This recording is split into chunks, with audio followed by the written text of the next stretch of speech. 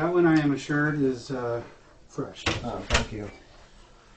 Oh. All right, I got a phone call from you guys just now. Yeah, okay. That was me telling you that you'd have to call in order to get up here to call us. Yeah. We could give you the instructions. On how to Sorry, I was slightly late. I was playing with my nephew. I lost track of time. Okay, it's all right. So, so we talked on the phone a little bit. So, I mean, obviously you kind of know what the deal is. We're investigating a murder in Austin, and in particular, we're looking at Tim Parlin as the person that we believe committed the murder. Mm-hmm. So, what we're trying to do is, when we talk on the phone, obviously, you mentioned you come into Austin sometimes, Mm-hmm. and that you were, and that at least on one occasion you stayed with Tim at his place. And of course, we also mentioned that Tim had thrown your name into this whole mix when we interviewed him. So that's why we're here, because we have to basically eliminate you as a suspect before we can move on with Tim, and that's kind of what's holding us up. I got it. I'm curious because I'm completely in the dark on this. Who was murdered? So to begin with, we're not going to be able to say a lot about the actual murder that we're investigating. And it's not just to you, but just in general, we haven't talked a lot about these murders because it works to our advantage. Because when we talk to people, when they tell us things, we know that they're being truthful with us, so we don't like to say a lot. Oh, you mean you don't want to lead them? Right, exactly. And we want to hear from people that we talk to what they know, not what they heard. Gotcha. About. Right. Okay.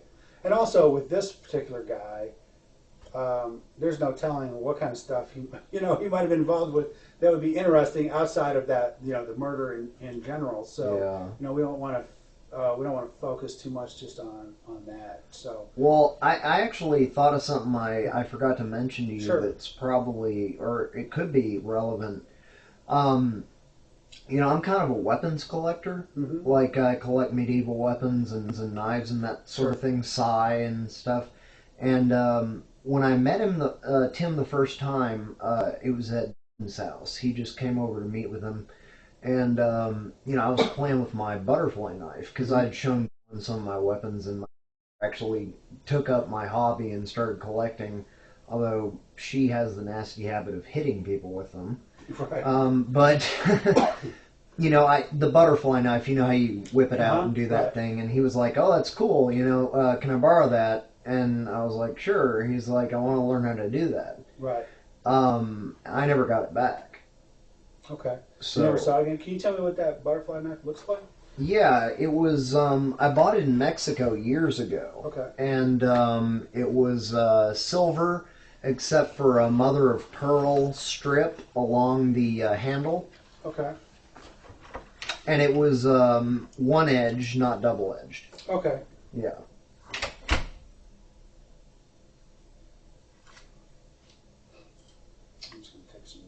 Yeah, you told me to think about stuff, and that occurred to me because really it wasn't a big deal to me that he hadn't returned it. But then I thought about it. I was like, that's why I asked about the murders too, because I was like, I don't know if he shot these people or what he did, But if it involved a knife.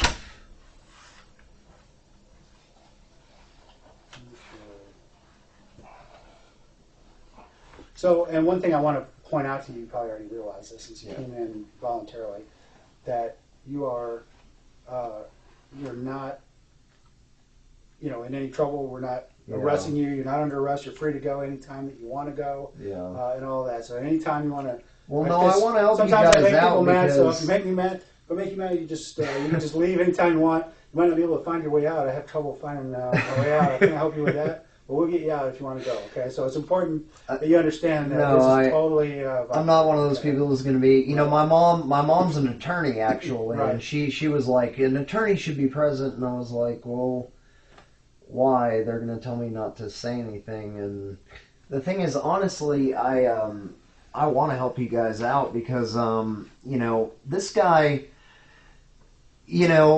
wolf in sheep's clothing, basically. Right. didn't tell me anything about his past. And, I'm starting to feel like he set me up like a patsy or something because, he set me off that night. He's like, my girl's there, so you can't stay there, so take off. And I'm like, well, what am I supposed to do? He's like, well, I'm not going to babysit you, just to go do something. Right. Which night was this? I think that was the 14th or whenever we were talking. The weekend that I came in, I guess it would have been not the 14th because that's a Sunday, right? Right. Well, what we were talking about was the 4th or the 5th and the 6th. Oh, okay. So Friday the 5th and Saturday the 6th. Yeah. It was the first time. And did you have a chance to look at anything to make sure that you were actually in town? Like, I don't know, sometimes I use my phone because I'm like, I know I've called so-and-so on that weekend or whatever, anything like that to help you remember. To be sure that we're talking about the right weekend, because that actually is very important to our understanding, is that we're talking about the correct weekend. Okay, so December, you say 5th was a Friday? The 5th was a Friday, yes. Uh-huh. Okay. That's the calendar of the month.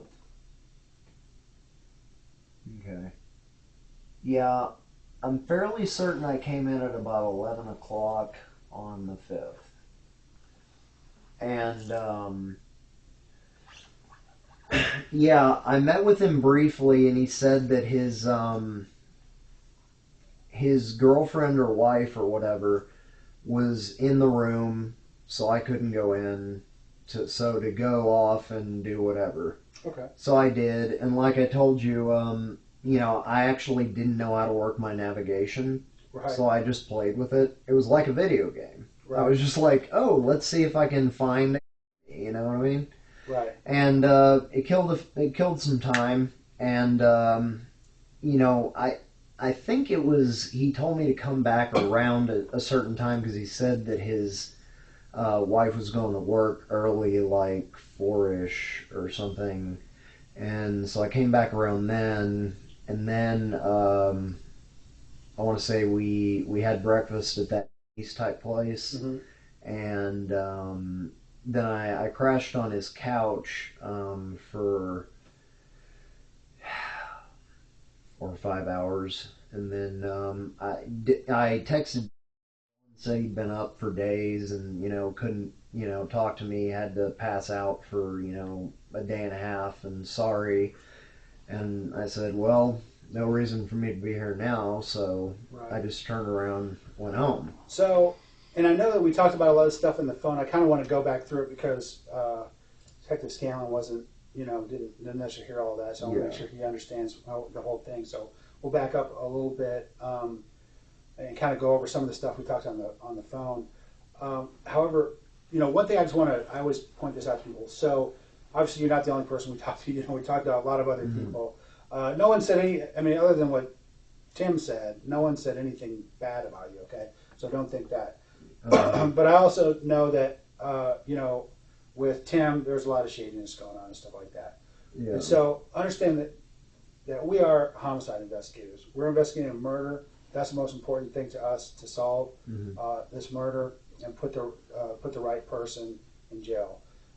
We're not interested in hassling people over things that are not murder. Yeah. So the reason I say that is we want to hear everything. We want to tell the full truth of everything, and we want to, even if it's embarrassing for you, even if it's anything else, it's this thing that's the most important is that we understand the truth, because that is going to help us.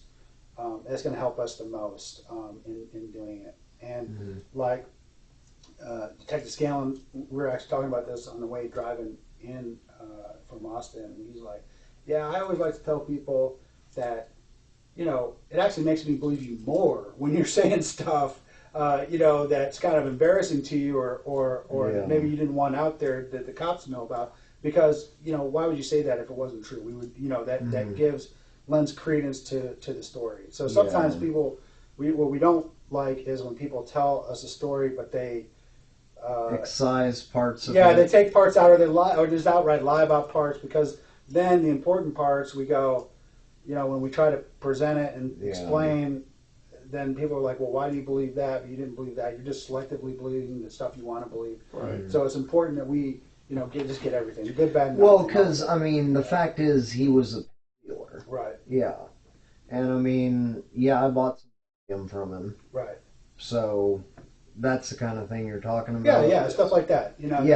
That's stuff, like I said, that's stuff that we have no interest in pursuing in any way. We just want to, what we need to know it because we need to understand what kind of person Tim was, and we understand kind of the dynamics and the relationship of everything that was going on with everyone. Yeah, no, what I told you was true. I was down there basically to figure out what was going on in my sister. Right. I was also trying to get a place, right. And like I say, I have bad renter's credit, right? Then while I was down there, like I said, he sold me a little bit of. Mm-hmm. I met that girl from. Mm-hmm. Hooked up with her. Those are the reasons I went down. Yeah. So tell me, when did you first meet Tim? The very first time I met him, I can't remember the date, but it was a long time ago. Like, it was this year, of course. It was at a house. And as I say, it was a short meeting. It was the one where he borrowed my butterfly knife. Okay. He was at the kitchen table, and, I was just hanging out in his room. And I came out to get a drink from the fridge, and I saw he was there and, introduced myself. And, we talked briefly, and he was hanging around talking to him for a few minutes. And, I was playing with my butterfly knife, and that's when that happened. Right. And you're not exactly sure when that is, but could you say, was this summertime? Was it? It was past summer. It would have been at the latest, like October. Okay. My sister, she floated a comment something like, oh, well, once you get down here, you can do some jobs for Tim that, she said something like, he's got some jobs that he needs non-business for. Okay, and what did you take that to mean? Well, what I took it to mean is that she wanted some rough stuff done. Right. Like, maybe like collecting money for somebody or something like that. And the thing is, I don't do that kind of thing, but, talks me up to everybody. Right. Because it behooves her, because her boyfriends are afraid of me. Right. Because I have a lot of martial arts training. I was in the Navy, and, I have a bunch of weapons and stuff like that. And so, she tells stories about how, like, I swoop down on a balcony or something and makes me sound like Batman. And, so the boyfriends are always afraid that I'm going to come beat them up if they do anything wrong to her. Right. Well, I'm not even that kind of her because, she's usually beating up on her boyfriends. Right. So, but, she, I'm sure, talked me up to him. And so that's why she floated the idea to me. And I was like, great, well, I'm trying to get a job with my degree. Right. Not with my hands.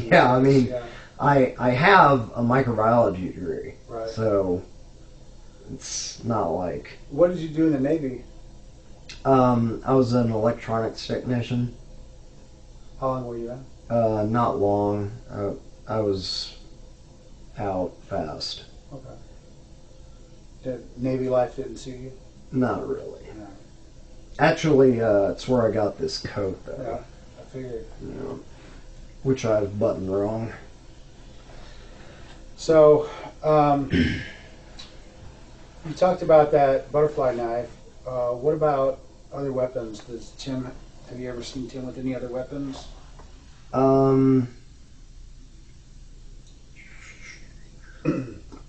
No, I can't say I have. Okay. Have you ever seen him with a gun? No, I haven't. You know, I have to say he acted like he was concealing something at some point in his jacket. He was kind of like, you know, holding onto his jacket like he was bracing something. Right. Like you would do if you were shoplifting or something, Right. like trying to hold a package into your jacket, you know what I mean?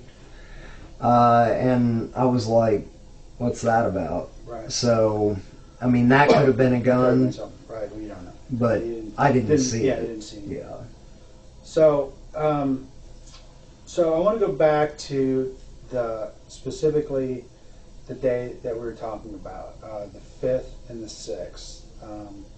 You know, the day that you came into Austin and you tried to play.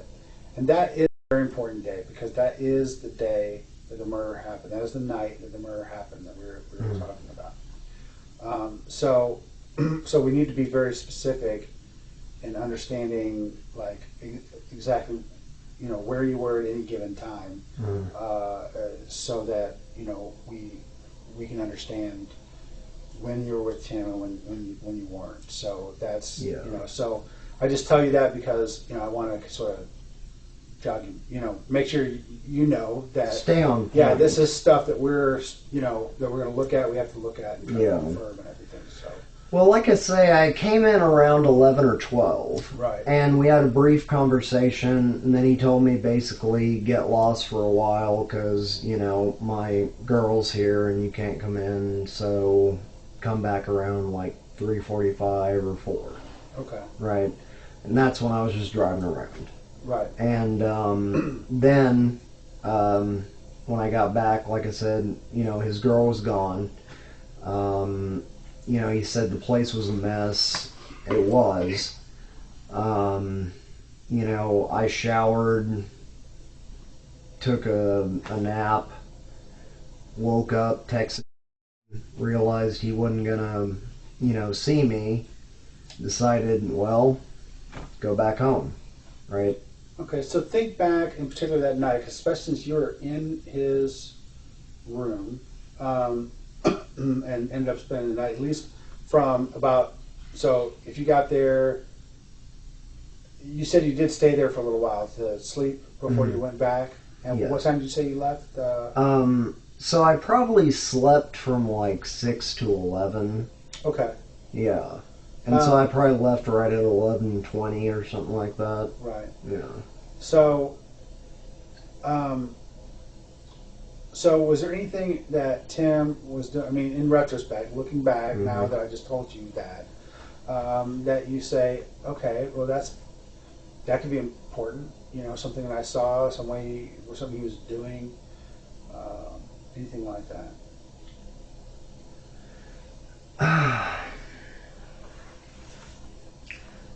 I have a bad eye for that sort of thing, but I'm going to try to think.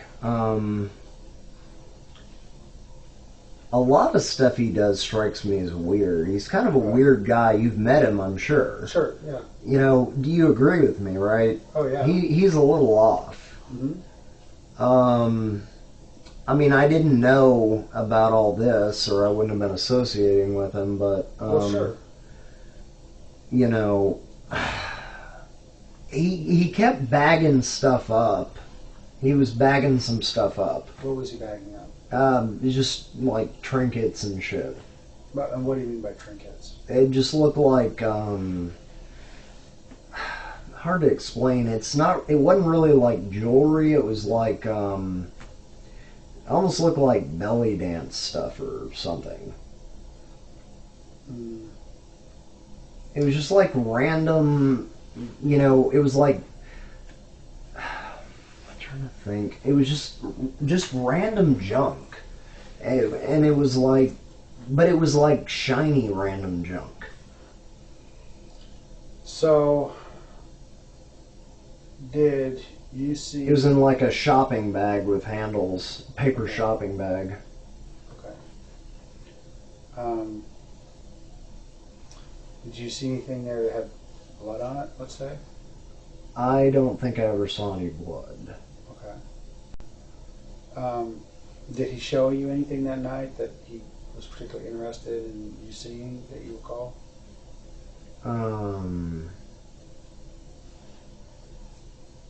Did he? Like the things that he was packing up, did he show you those things? I'm trying to think. Something. I think he did show me something. I can't remember what it was. See, the thing is, he talks constantly. Right. And, like, you space out. Right. And so he was constantly talking at me, and then he brought something out, and then I was just like, I was zoned, you know. Mm-hmm. And he was, like, showing it to me. I don't remember what it was. Okay. Yeah. I mean, he really, you've talked to him, right? Yeah. He just yammers on and on. Yes, he does. So, when you first got there that night, how was he dressed? Let's see. He was fully dressed. He was, he had pants on, a shirt, and like an overshirt. And do you remember the colors of these? Fairly dark. What about his shoes? I can't remember anything but dark clothing. So the shoes would probably be dark too. Was he wearing the same thing when you came back?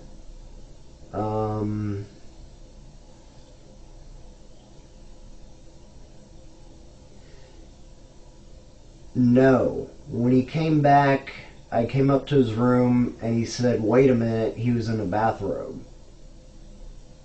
So had he just taken a shower or something? I think so, yeah. And then, so I waited a minute and he got dressed in something else. And then, let me in. And was the wife there? No, because that was the thing, is he didn't want, me there with her. Like he acted like she didn't want company or something. That was why he told me to go in the first place. Right. And she was supposed to be at work now. She was supposed to have gone to work.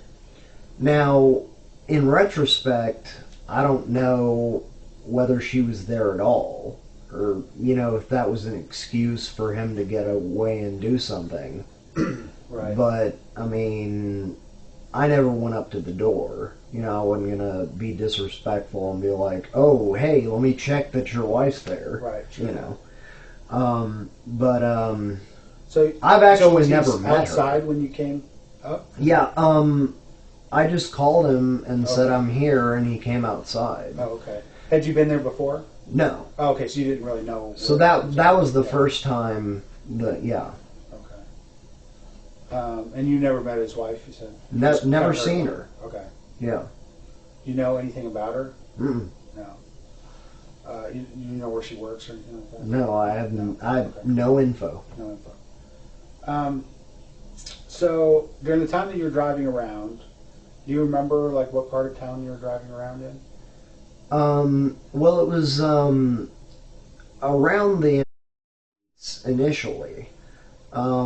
So, that part of town. Basically, I was just typing in different destinations and having it lead me there.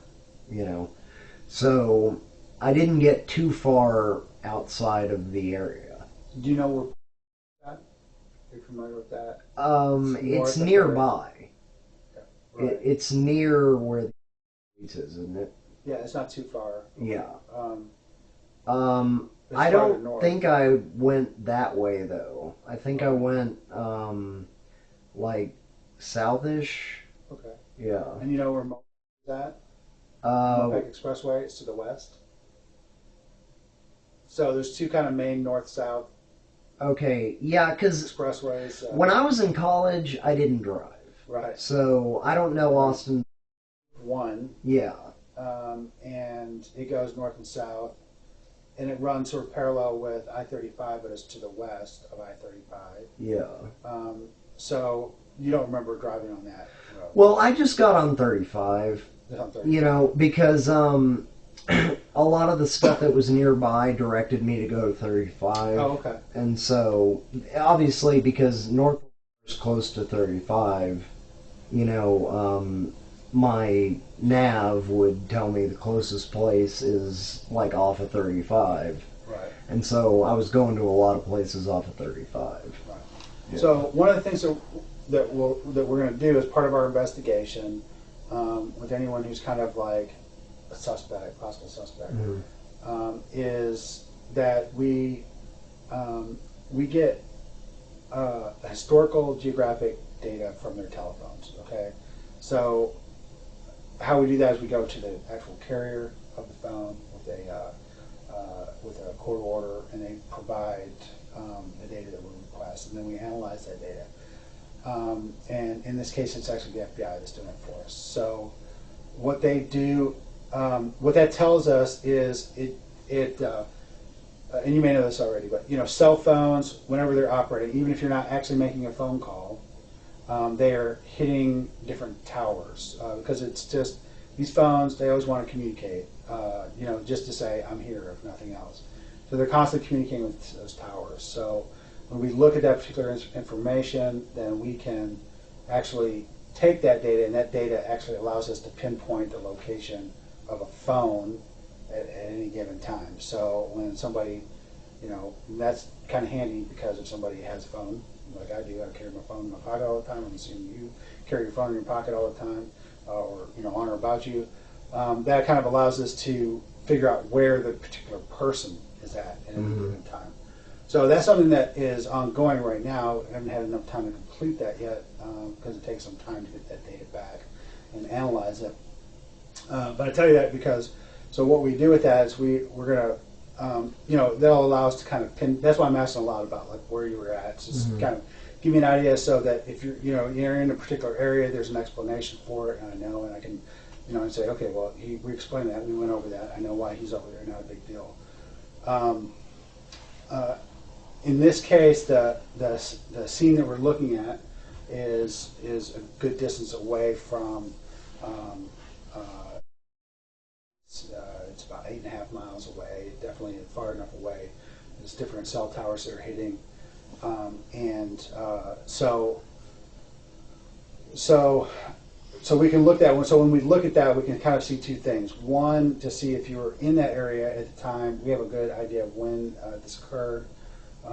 If you're in the area of the murder at the time frame. And the other thing that allows us is obviously we do the same thing with Tim's phone. And so Tim's moving around the city, blah, blah, blah, doing whatever he's doing. You're moving around the city, blah, blah, blah, doing whatever you're doing. So, and based on what you said, there should be a point where you're kind of together, and then you're apart, and then you're together again until you leave Austin. So that's what I would expect to see when we when we do that analysis. Obviously, if we see that you're together, moving around the city, especially in the area where the murder happened, then that's more problematic. So I bring that up to you because I just want to make sure that that you're clear in the stuff that you're telling me, and you understand that we'll check. And there is a means for us to check that information out. So it's going to be separate, right? Not together. It should be. I mean, there was a point that I took some stuff out of my pockets in his car because that's where we met. So, So you think you left your cell phone in his car? It's possible because I know I left my wallet there. That's a weird thing to do. So how did you end up in his car? If when you showed up, he said. Well, no. The reason it happened was he was like, I was wearing shorts when I came in. He's like, "Aren't you going to be cold?" And I was like, "I guess so." So I changed into pants and I took everything out of my pockets, right? And then I failed to put everything back into my pockets. And so you did that changing out in the parking lot? In my car. But, like, I took everything in my hands, Like I say, he didn't let me into his apartment, right away. Right. He met me in his car. Okay. And you went and sat in his car? Yeah. What? And talked for a minute until he told me to, go. And so you think during that time you might have left your cell phone inside his car? I'm just saying it's a possibility. You didn't make any phone calls during the time you were running around? I don't think so. Do you have your phone? Yeah. Can I look at it? Sure. Does it lock or? No.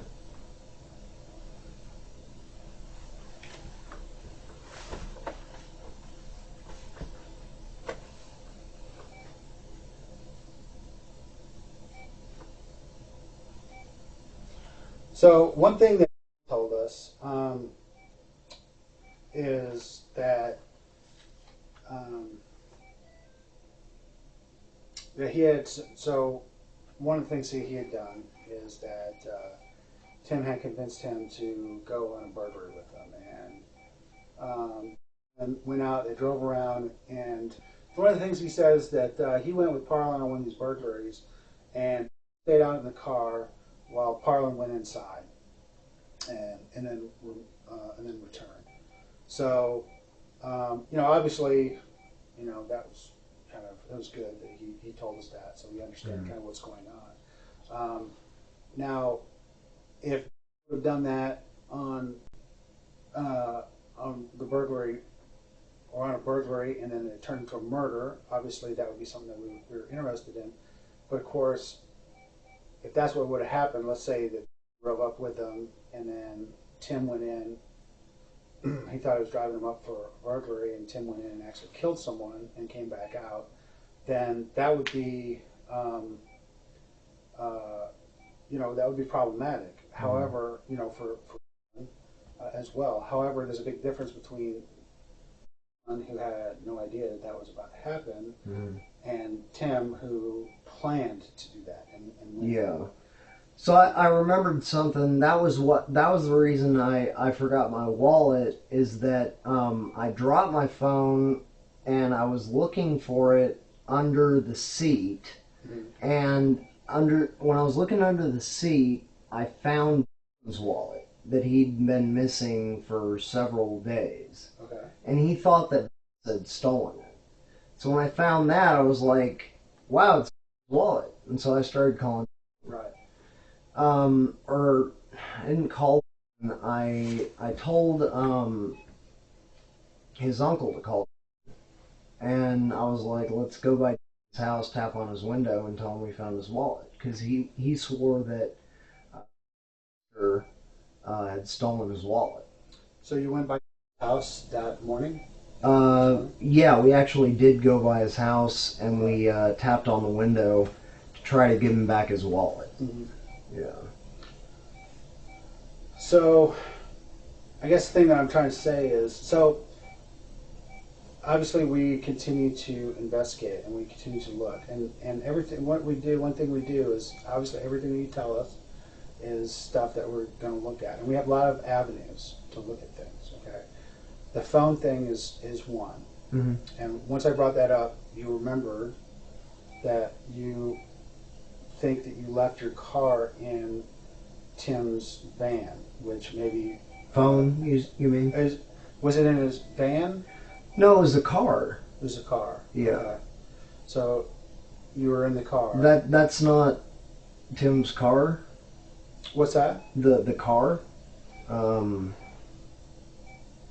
What does the car look like? No. I mean, he has like an old car, right? Right. Yeah. Well, it actually belongs to his sister. Oh. Mother. Okay. So he was borrowing it. All right. So. No, we weren't driving around in the van because he said the van had been stolen. Right. So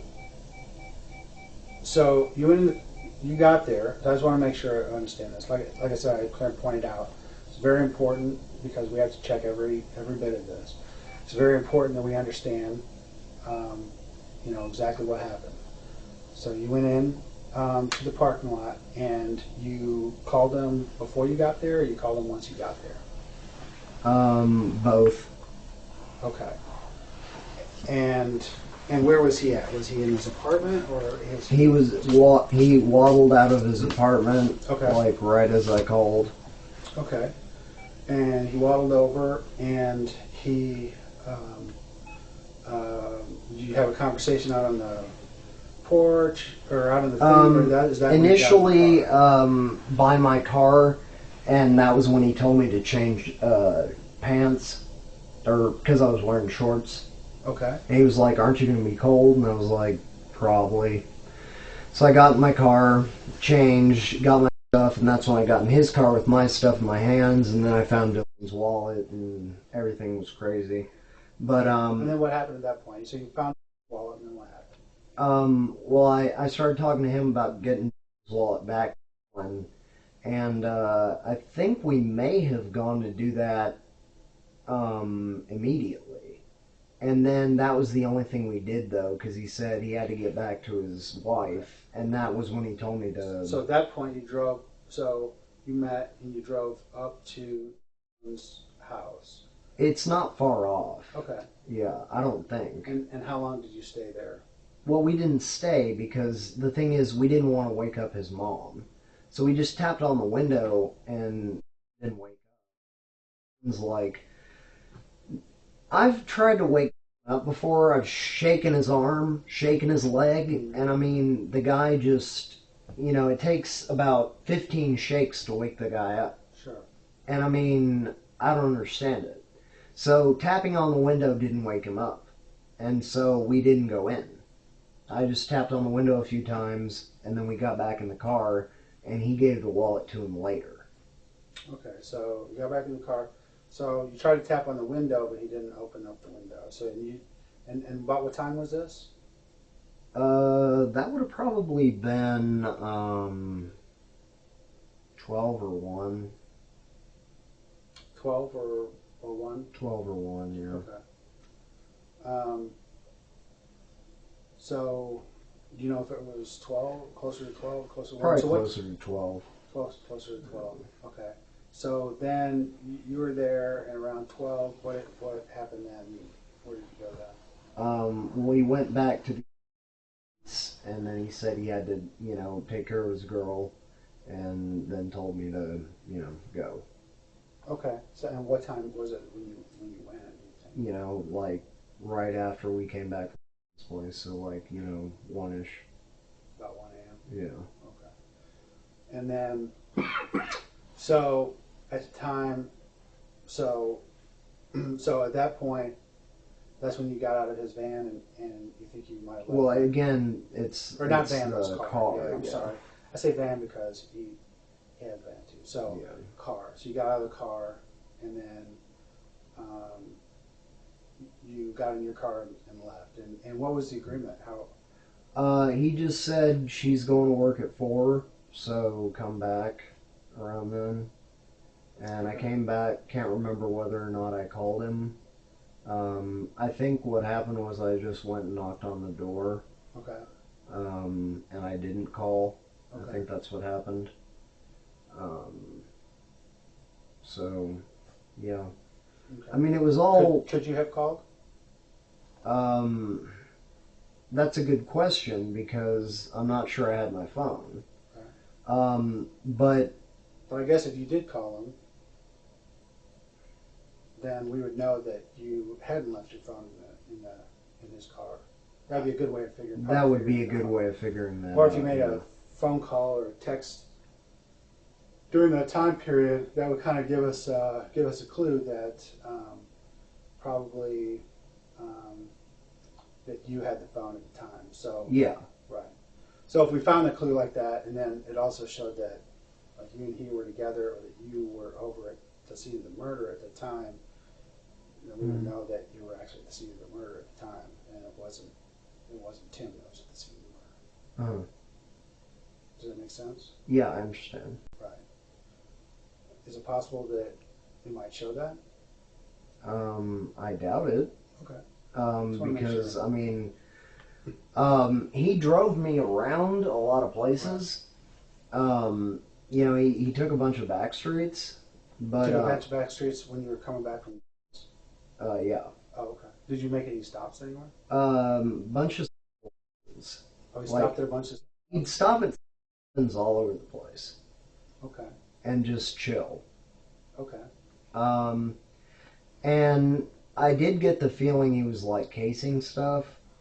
But like, you know, I didn't have anything better to do, so I was just like, and he was constantly yammering.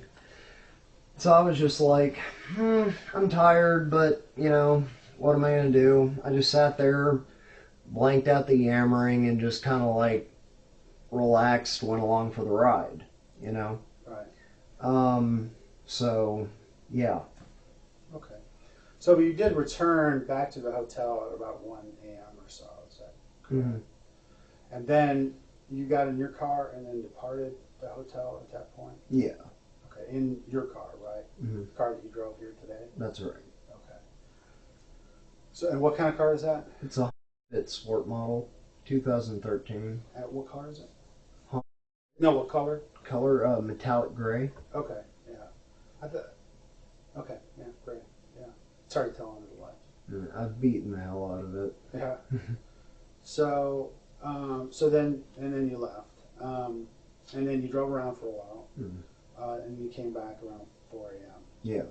So here, and I told you, you know, there's like a lot of different pieces of information we have. You know, it's like a big puzzle. We're always trying to put it together. That's why it's very helpful for you to be here, because you help us put this information together, you know, and make sense out of it. So one of the pieces of the puzzle that we have is that, if you're familiar, it has a camera that covers that back parking lot where Tim's is at. I don't know if he mentioned it to you. He railed about it all the time to me because of that his car getting stolen. He was so mad that the police had not checked that camera. So, you know, of course, we have to do our job. So we made sure that we got that camera recording for the whole month of December. So I haven't gone through it yet because I sent it to the corporate office, and it actually got notified that it's here, but it's in the mailroom of the police department. So I'm going to, you know, that's sort of one of my next things I'm going to have to go look at. To go look at this piece of video. So,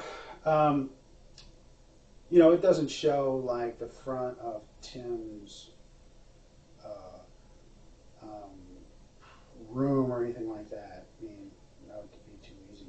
But it does show us, you know, stuff that's helpful to our investigation. Like, for example, you can clearly see cars that are coming and going from the parking lot. So what I would expect to see, based on the story that you've told me, is I would expect to see you arrive, and then Tim's van to leave at the time that you Tim's car. Tim's car. I keep saying that. Tim's car to leave, and then Tim's car to return back, and then for your car to leave by itself. At, you know, approximately the times that you've told me that would occur. Would you say that's correct? Yes. So obviously, if I didn't see that, if I saw something different than that, like I saw Tim's car leave, but I didn't see it return, or I didn't see your car leave and then come back later, and then come back at 4 a.m. and all of that, and I'd be very concerned that, you know, about the story. Obviously, yeah, the story wouldn't check out. Right. Gotcha. So that's why I'm saying, you know, when we talk about this stuff, it's very important, you know, to be as precise as you can. Yeah. You have to realize that with everything that's been going on, sure, a lot of this stuff has gotten muddled. Sure. But I'm trying to be as accurate as I can. Absolutely. But I think we can say for a fact that you did not come to Tim's house and then stay in his apartment while he left, right? No. So if he left when your car's still there, you're with him. Mm-hmm. Okay. Just want to make sure that I'm clear on that. So, so when you go, so you know that'll help clarify things immensely. My concern is if I don't see that, because now we're starting to get into some kind of concrete things that we can explain. So I guess this is the sort of thing that the defense would bring up, right? Exactly. They would say, but wait, this doesn't check out. Exactly. Somebody else might have done it. Yes, you took the words right out of my mouth. Because my mom's a lawyer. Right. Yeah. So that's why we have to make sure that we do everything we can to clear it. That's why we go to such lengths as this to try to figure it out. So what's really important is that if for some reason you stayed with him in the car that night, we need to know that right now, because we need to understand the explanation for that. Okay. So, like I said, when we talked. One of the things he talked about was, going over. Tim talked him into doing these burglaries, and he went over. He sat out in the car while Tim went inside. So, obviously, he was involved in the burglary as well, but that's a different kind of situation. Guy sitting out in the car is a different animal than the guy who's actually going in, especially if the guy in the car has no idea about what's about to happen. The guy in the car has no idea. So you're saying Tim murdered someone when he was in the car? No, not at all. What I'm saying is that, and I'll be really blunt with you, if you're in the car when Tim did the murder, we need to know that. Okay, that's something that we need to know, because as you've seen, our investigation, as I've explained, our investigation is very thorough. You've told us stuff, told us enough that we'll be able to figure out whether or not your story checks out. And right now, only you know whether it does or not. Okay, but within a couple of days, I'll be able to figure that out as well, and whether or not the story checks out. I'm not a human lie detector. I do not pretend in any way to be able to look at someone and know whether they're telling the truth or not. I never make assumptions about anybody. I think you're a stand-up guy. I think, I want to believe every word that you're telling me is true. But I still have an obligation to check every word that you tell me to make sure. Yeah. So I know that I'm going to check that. I know I'm going to check that information. And I just want to make sure that I'm not surprised by anything that I see when I go. The only thing that I might caution you about is that, I may be mixing up particulars from different trips. Sure, I totally get that. But how many times were you in Austin? Like 3 or 4. In December, how many times? 3, I think. So, starting backwards from today, when was the last time that you were in Austin? I guess that would be not last weekend, but the weekend before last. Okay. And before that, when was the last time you were in Austin? I guess like right before Christmas. Okay. And so, and you were in Austin 3 times over December?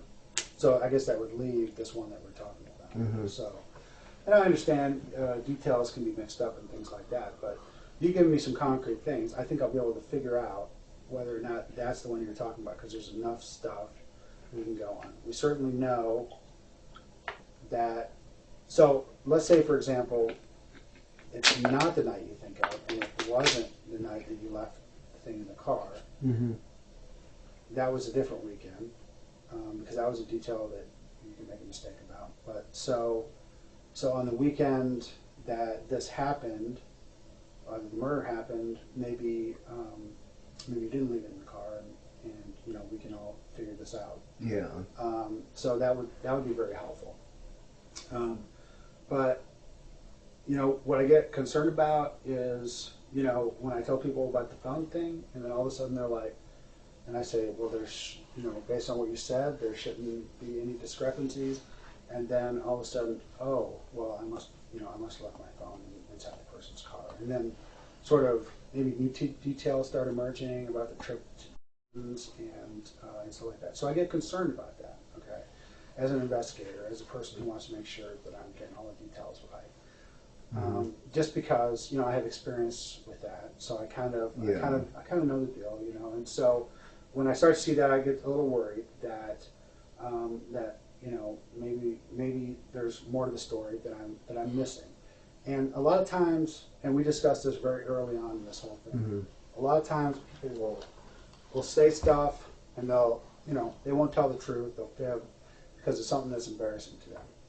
There's something that they don't want to have to admit, what's going on. And, like I said, didn't want to have to admit that he had gone on a burglary with Tim, and then he was sitting out in the car because that was embarrassing to him.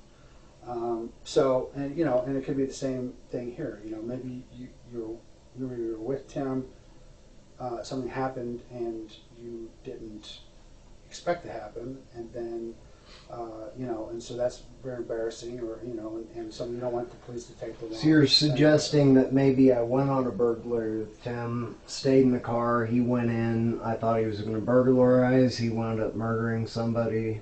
I mean, that's a possibility. I'm not saying that's what happened. I'm just saying that's the sort of thing. I'm just asking that's what you're saying. Yeah. I mean, just because I know what happened with and stuff. Yeah. And so I'm kind of like, well, shoot, but for the grace of God, that could, in that situation, in that same situation, being out there, I mean, because obviously, if I got to the point where I could say, well, I know that both of you were there, and both of you drove there, then a murder occurred. Obviously, the concern is, and this may have you may have learned about this and stuff. There's stuff that's intentional. When people go out and they intentionally try to do something. A person who intentionally tries to go out and do something is different than a person who accidentally or even recklessly does something or gets himself involved in. Those are kind of different type of scenarios.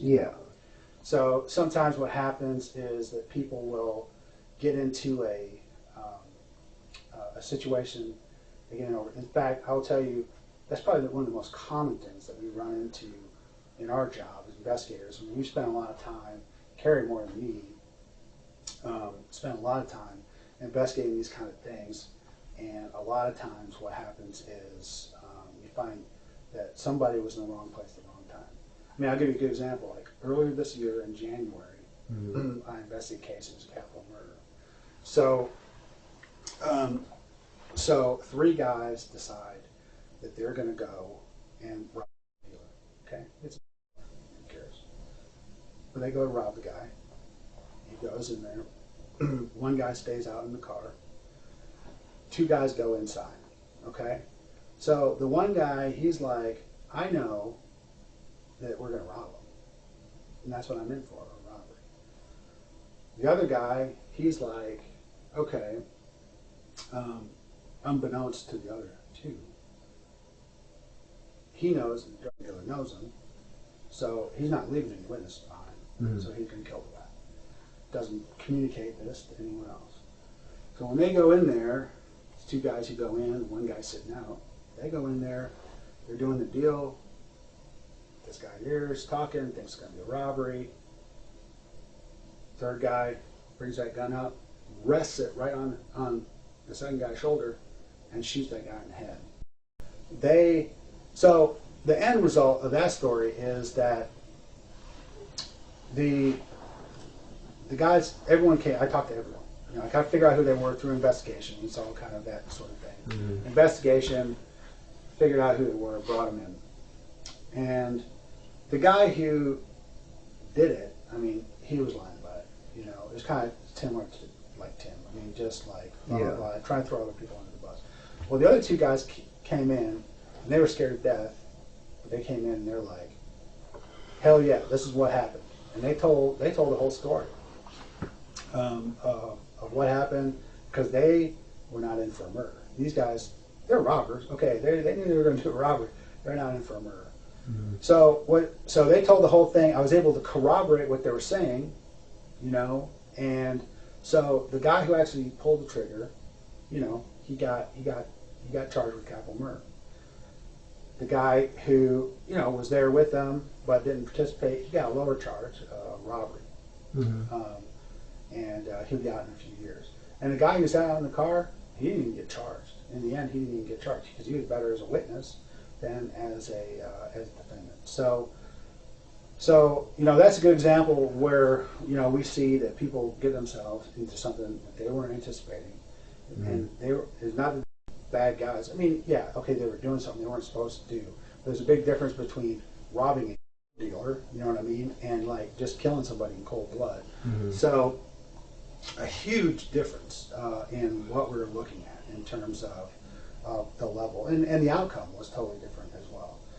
So, anytime I run into a situation like that, where I have a similar kind of thing, I always kind of, just as I did in that case, I try to urge people, hey, listen, if that's not what you're in for, you need to let us know. You need to let us know that you weren't there. Because what happens is, we investigate these things. I already told you, it's not just us, it's the FBI, it's all sorts of people who are investigating the murder.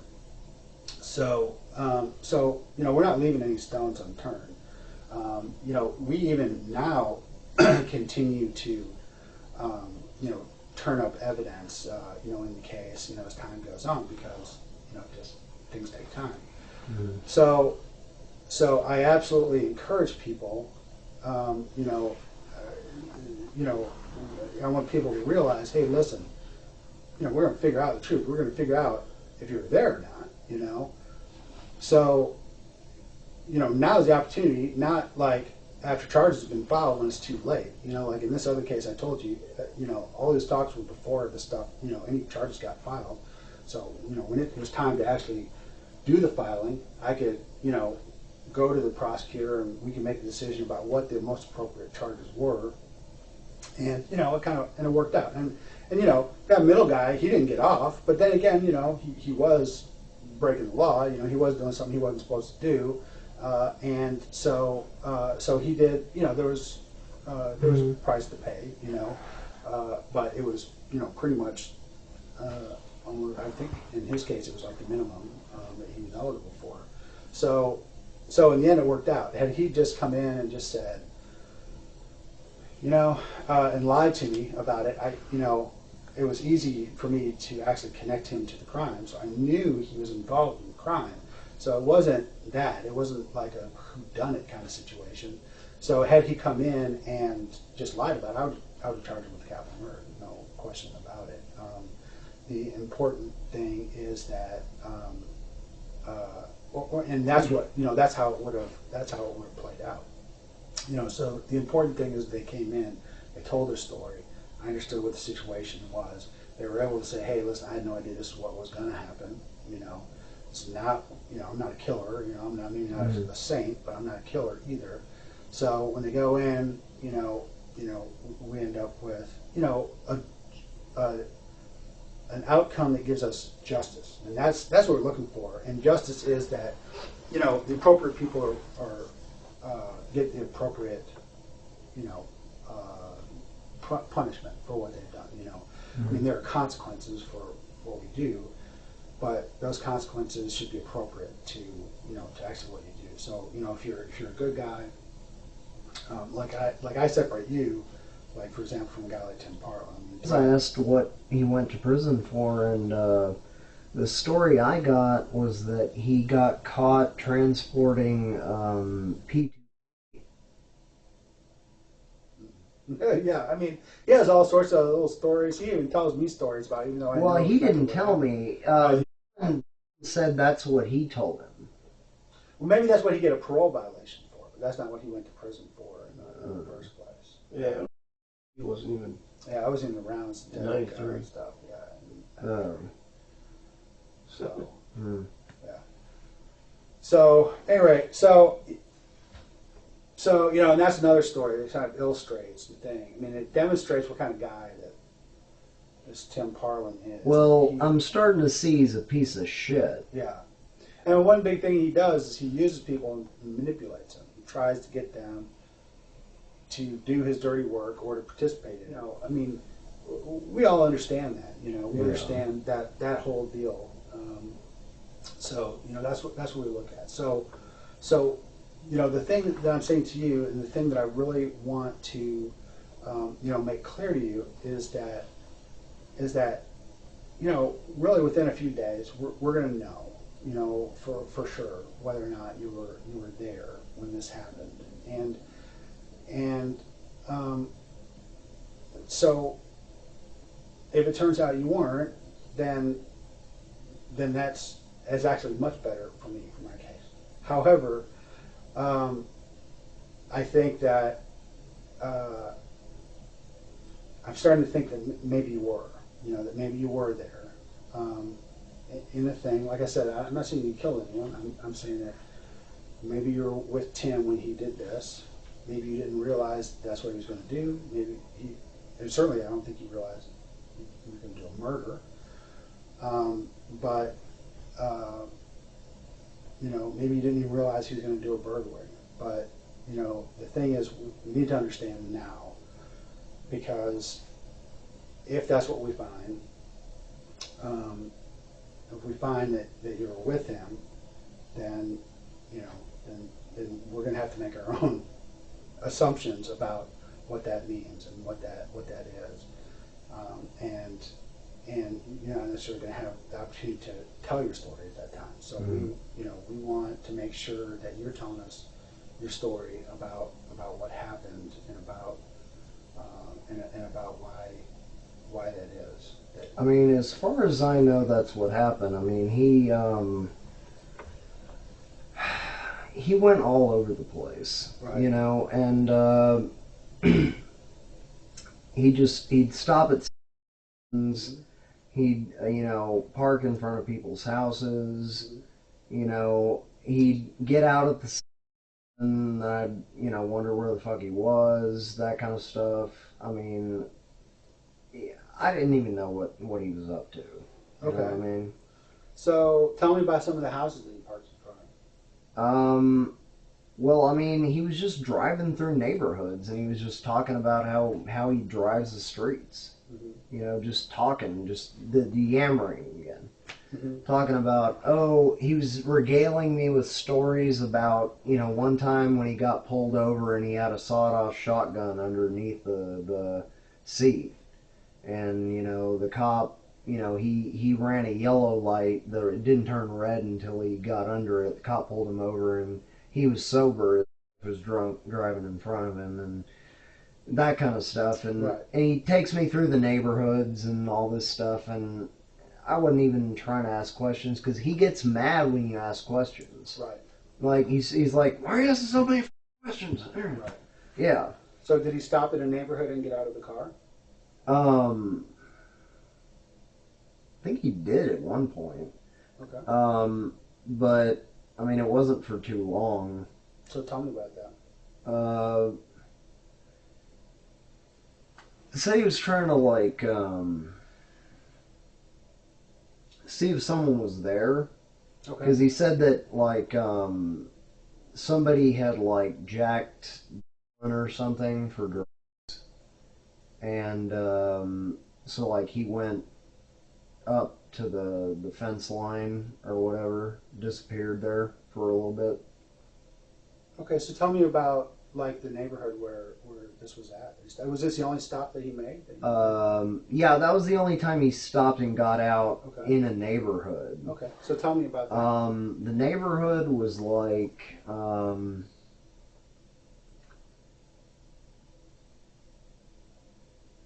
fairly nice. It was broad streets, sharp right angles, and brightly lit corner. So tell me, where did you park in front of a house? No, we parked underneath a street light. Okay. That's why I said well lit, because I remember there was a lot of light. Mm-hmm. I mean, I was straight out from the road most of the time, and I was just tired. And also, he gave me a perk because my back hurt from the drive. Right. So I was also spacey. Okay. That's why some of this is a bit hazy. Sure. But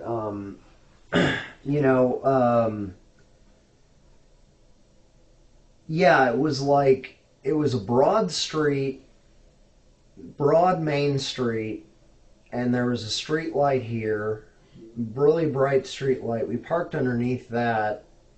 He got out for a few minutes and said he was going to check out if someone was there because they had like jacked or something. And I was like, whatever, you know, do what you got to do. Okay. So he got out and, you know, went over to the house for a few minutes. Was the house on the street where you were parked? No, it was like this street we were parked on intersected with a street like right here. Okay. And then I guess the house he went into was like right there. Okay. Can you draw that? Can you? Yeah, I can draw that. Some paper. You saw him go into the house? I saw it. Well, I saw him disappear towards the. He's gonna get some paper for you, like Oh, okay. or something. Yeah, I saw him disappear, you know, behind the shrubbery or whatever by the fence. Like he said he was gonna look at the cars because he said something about, I don't know about cars. He was rattling off names of cars, and he was like, "Oh, there should be a this and that and the other parked there." And he's like, "There's only a this parked there." And he's like, "I'm gonna go check it out." But then he disappeared behind the bushes, you know, by the fence. And There's a pen over there? yeah, there is. Yeah, and that stuff was stronger than because when I was Did you get out of the car too? no. When I was you know, actually getting prescription pain meds for my back, they gave me, and he gave me that set, and that was like, it must have been the maximum dose or whatever, because I was just like out of it. I mean, I was way out of it. But I do remember the street. Yeah. You remember the name of the street? No, I never remember street names, but it was a broad street and went straight like this, and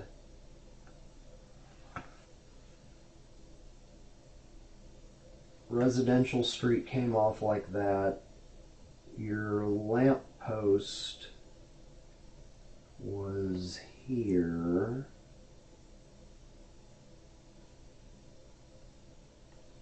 Right? Bright light.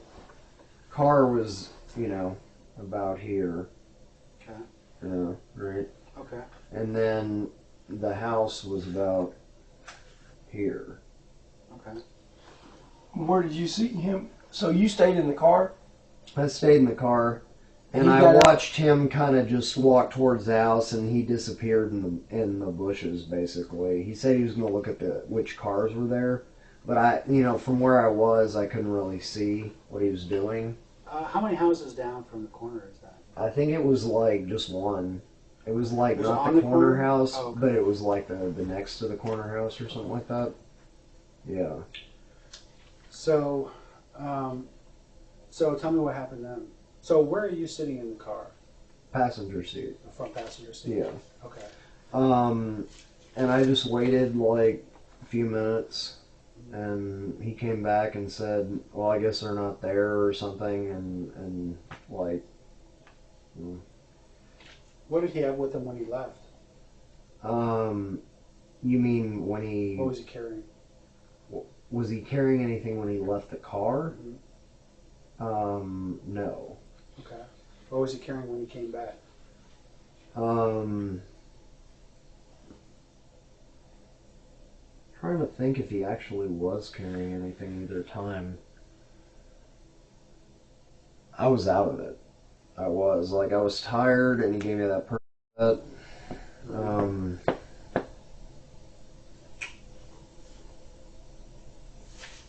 About what time in the morning is this? I don't know, like maybe like 4-ish. You know, between 4 and 5 or something like that. Mm-hmm.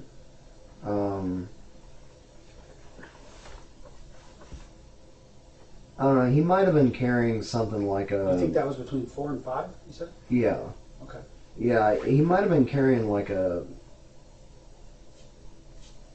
sack or something. Describe it. Looked like white fabric. Mm-hmm. Yeah, but I can't. I mean, I have a mental image of him with a white sack. Mm-hmm. Going to or coming from? Coming from. Now that you mention So what did he do with the sack? Well, he just threw it in the back seat and didn't say anything about it. And I was like, half asleep. So I was just like, whatever, are we going? He took us to eat, and then after I ate, I was like real tired, and we went back and I crashed. Okay. So, one of the things that we talked about earlier is that, it's very important that we not leave out details even when they're embarrassing. Okay. So, as I mentioned, our investigation is very thorough. Far more thorough than we deserve because we caught some lucky breaks. Okay. Yeah. But I'll tell you that. But I can tell you that there's some stuff about your story that I know is not correct. Okay. So one is that the one big one is that I know that that Tim committed a murder that night. Okay. That's one of the things that I know. Maybe you didn't know it right at that moment, but you certainly knew it before we came in here and talked, or before I talked to you on the phone about it. Okay. That's one thing. Okay. So another thing that I know is that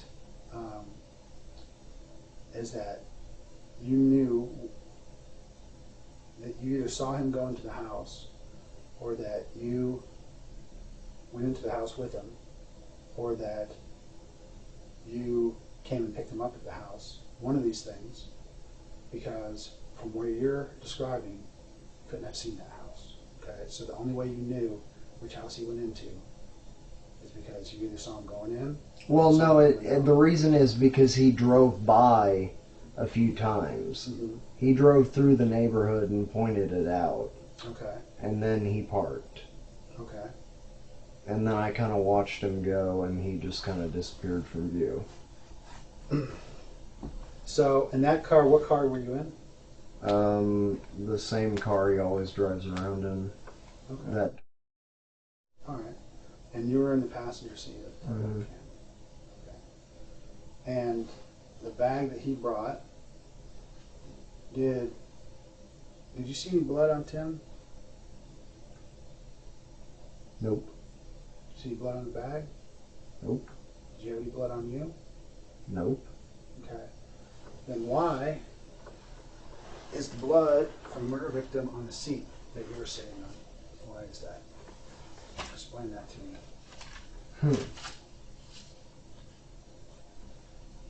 So the problem here is that, so I think you see what I'm saying. Yeah. Is that you're describing, okay, and what you're saying, okay, is when people, and I find this all the time, this is something that I see all the time, when people start swimming across the lake, okay, the thing I always like to say, if you're swimming across the lake and you get 90% across the lake, you haven't swum across the lake, right? Same with telling the truth. You tell 90% of the truth, you haven't told the whole truth. Okay. So right now, okay, these are things that we know, and there's no question about it. Okay. Both through our investigation and really, frankly, based on what you've told us right now. You were at the scene of where the murder happened. You were in the car, okay, that was used to get there, and you were sitting in the seat, based on what you said, where we found the murder victim's blood. Okay? Yeah, but... And I don't expect you to have to explain that right now, okay? Well, I'm telling you that, the reason I'm telling you that is so you understand, okay? Mm-hmm. All of these things, all these facts that I have to present, I have to present them to grand juries, and I have to present them to the district attorney. I have to make sense out of them. Okay, I have to make sense out of them, because if I leave it to them to make sense out of it, then they're going to think the worst. You know, they're going to say something like, "There's blood on that seat, and you're sitting in that seat, and the person who's sitting in that seat had blood on them." That would make sense, right? Mm-hmm. Therefore, the person sitting in that seat must have been the murderer. Mm-hmm. Okay? So these are the type of connections that people make. Okay. Yeah. So and what helps them make those connections, and we've discussed this already, and make those assumptions and think the worst is when you say things that we know are not correct. Okay. Mm-hmm. So when to avoid, like we talked about, in order to avoid embarrassment, sometimes we will, we'll say things that aren't correct, okay? To try to minimize for ourselves or make ourselves look better. So what's important is, listen, we talked about this already. What's important is that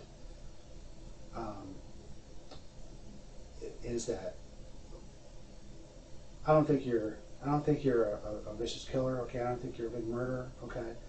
But I do think that you were there, you knew that Tim was going to be going to that house, and you knew why he was going to be going to that house, okay? So that is something that we need to deal with, okay? Because we need to understand exactly the things that brought you to that house. We need to understand all the details and the discussions that we're having, because all of that stuff is important to anyone's assessment of what the appropriate consequences are. Okay. Yeah. So if you had blood on you and transferred onto the seat, then we need to understand why that is that you would have transferred blood. Well, the thing is, the blood could have gotten on the seat after I got out, right? He could have had something that had blood on it. So blood is a liquid. It's a viscous liquid. Yeah. It dries very quickly. We're both very well trained in blood stain recognition and in understanding. We've actually done, as part of our training, scientific tests where we actually do drying on blood. So we know that blood that once it's dry, is not going to leave the type of stain that we saw there. The stain that we saw there is from something that is saturated with blood. Fresh blood that is not dried. It's transferred onto the seat. So something with blood on it, fresh, undried blood on it, transferred on the seat. So it didn't happen 30 minutes later. It didn't happen an hour later. It happened. It could have been the sack. A short time after the thing. Okay. Did the sack have blood on it? Oh, well, like I said, I didn't see it. Okay. But well, let me ask you this: if it could have been the sack, okay, and you're sitting in the passenger seat, and it's possible that the blood from the sack on the passenger seat, isn't it possible that he handed you the sack? I guess so. Okay. Well, so I guess the question would be, did he hand you the sack? Is that how the blood got I don't remember. Okay. What he did with the sack, honestly. Well, we need to remember, and it said it could have been the sack. Why are you saying it could have been the sack? Well, I'm just throwing out possibilities. I don't know how it got there. He just stopped and said he wanted to check out these guys who supposedly jacked, or whatever.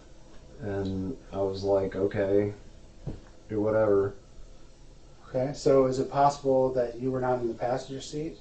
That you're in a different position in the car? I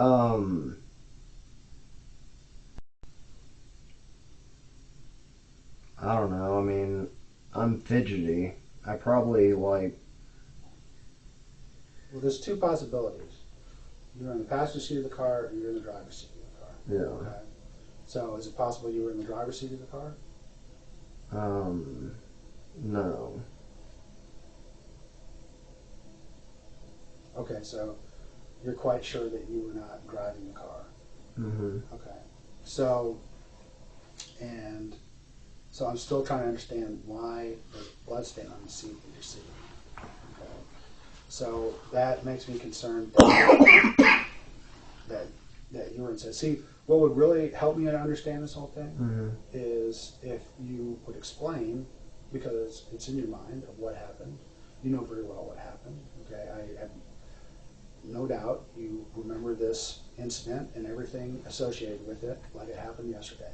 Okay, because unless, I mean, you're not a mass murderer, right? I mean, you haven't been involved in 50 murders over the last year, so we know that, you know, if you're involved in a murder in some way, you're going to remember that. You know, it's going to stick in your mind forever. I'm going to remember this. I'm going to remember this sitting down in the room with you. I'm going to remember it a year from now, you know, very vividly. And I'm going to remember when I first got to the scene out there and what I remembered about that. Okay, so all of those things are very vivid. So I know they're vivid in your mind. You know, I know that you're saying a lot of things because you don't want to discuss this because it's stuff that is not making you look good. Let's just, you know, throw it out there, okay? But we're beyond that. We're beyond embarrassment, okay? We're beyond, you know, looking good. What we're in right now is we're in this mode of we got to explain. We got to explain, okay? Mm-hmm. We're there. You're at the scene of something really bad that happened, and I got two guys there at the scene, and one of them did something, or both of them did something, and I got to know. So I have to know from beginning to end the truth of what happened, because that's the only way I can separate facts from fiction. Right? You tell me things, concrete things, and I can check those things, and I'll know they're true. If you're not telling me concrete things, then I know that you don't want me to check those things. Okay? You know, that makes me and the other people who have to make decisions. It makes us all think the worst, right? Mm-hmm.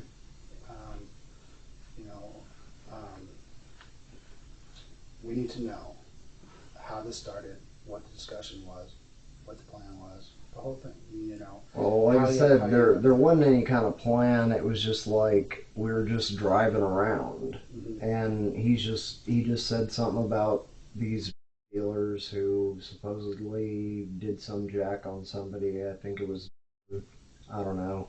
And he said, I'm going to go check if their car's there or whatever. Just walked out. Came back with the sack. I mean, I guess he did hand me the sack and put it in the floorboard, or I guess between my legs or something. And, do you remember that happening? Or do you guess it happened?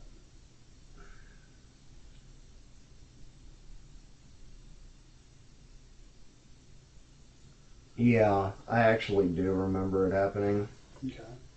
What was in the sack? I mean, because I know at some point we all got together and looked at what was in the sack. It's like a little bit of jewelry. Okay. Yeah. What else? That's all I saw. I mean, I didn't stick around to look at everything. I left. And so, where were you at when you looked at that sack? Well, I just took a peek at it when, you know, he handed it to me. Like, I didn't look at it, you know, we never dumped it out. And are you sure? Yeah, I'm sure, because I wasn't signed on for anything. Okay. Yeah. Well, whether you were signed on for anything or not, okay, you were there. I mean, so, you know, what was his explanation for why there was a sack? Why there was jewelry in the sack? I don't know. I mean, he just said, like, I got something, like, back or something like that. You know, my assumption was that he had, you know, gone in and burglarized the place. Mm-hmm.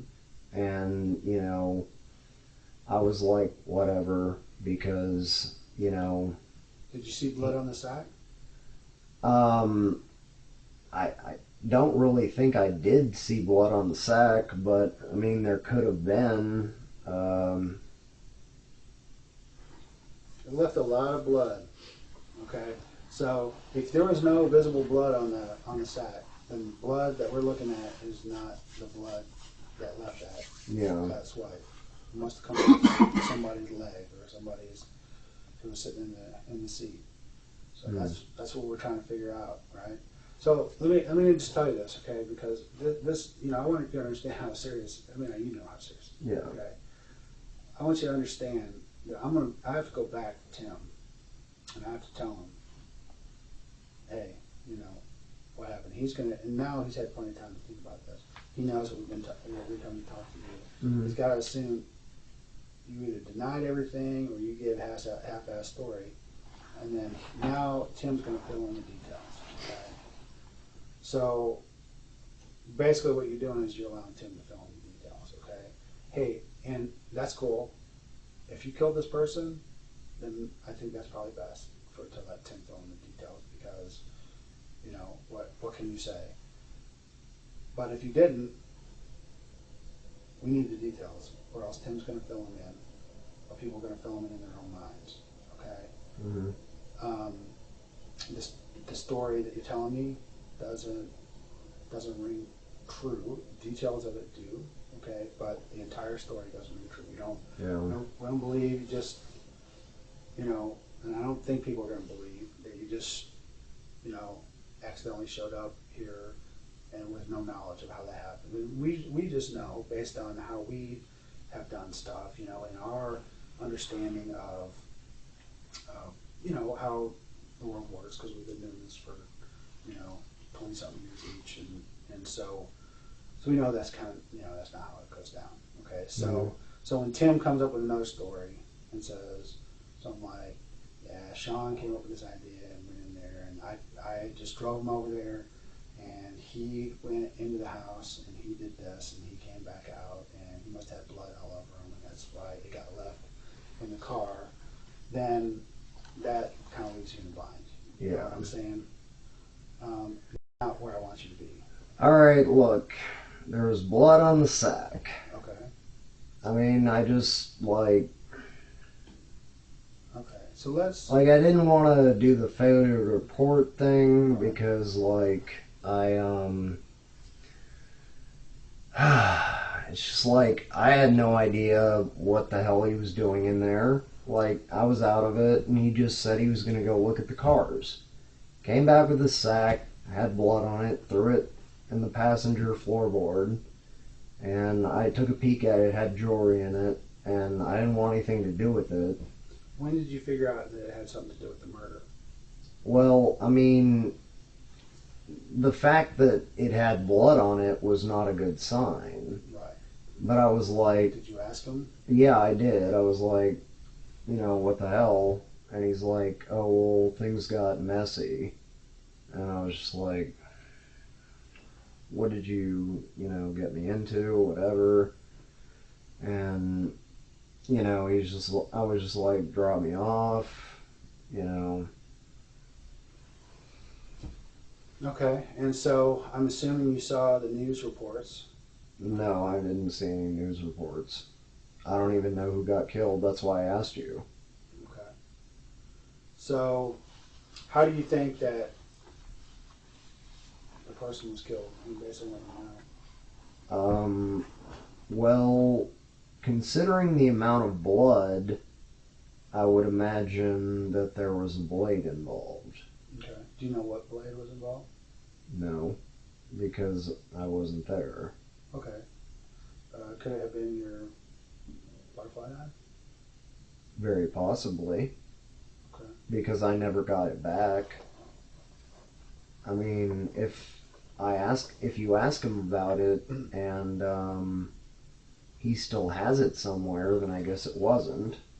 Right. But I didn't see him carrying it with him. Mm-hmm. What was he carrying when he went to the house?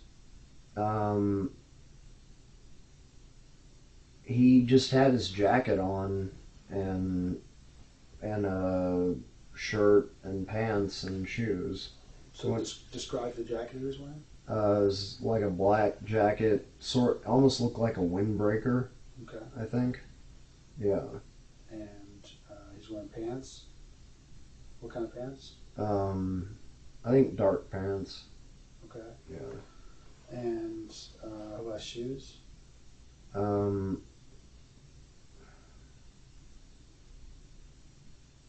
never noticed people's shoes, honestly. All I remember is dark clothing, so the shoes were probably dark. Okay. Yeah. So, what do you,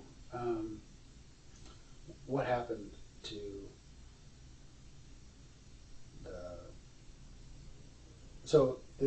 you said it was the white thing. It was a sack? It was like a pillowcase. Okay. And it was what color? White. Okay. And how much blood did it have on it? A lot. Okay. And what about Tim? How much blood did he have on it? Well, I couldn't really tell because he was wearing dark clothing, so Okay. I didn't know whether or not. I mean, I think he had some maybe on his hands, but I don't know that he had any on the rest of him. Was he wearing gloves when he went in? He wasn't wearing gloves, but I suppose he could have put them on, en route, because he had blood on his hands. Okay. And you saw the blood on his hands? Mm-hmm. Yeah. And he gave me the sack. And so tell me a little bit about that conversation, Well, I mean, I was just like, what the hell happened, Right. And he's like, well, things got a little messy, and just like, I'm sorry. I kind of inferred what that meant, but what did you think it meant? well, that obviously he had at least injured somebody, getting something, and that's not what I thought he was doing. I mean, I thought he was just casing the place to see if they were around, and he was gone for maybe like 7 minutes, or something like that. I'm not sure. It was really quick that way? I mean, 7 to 10 minutes, I guess. Yeah. Okay. It was longer than I thought it would have been for him to just walk up and look at the cars, though. You know what I mean? So I started getting like antsy and like, what's this guy doing? And then when we came back with that, I was like, was anyone else in the car with you? No, there was nobody there. Right. But the thing was, I mean, we were just like out driving, to get breakfast or whatever, and like stopping at 11s and doing the usual stuff he does. He just roams town, And he settled close to that house? I don't remember. There's one close to the suites, and there's one close to the motel I stayed at. But I don't remember if there are any ones close to the house. It's just, I mean, I had no idea. He just said something about drug dealers, screwing people over. Sure. Said he wanted to go up to look at the cars. Came back with this thing. So why would he go look at the cars? Well, he was trying to figure out who was in the house based on the cars. And what cars were there? Well, that's the thing. I told him while you were out of the room, I don't know anything about cars. I have bad memory for it.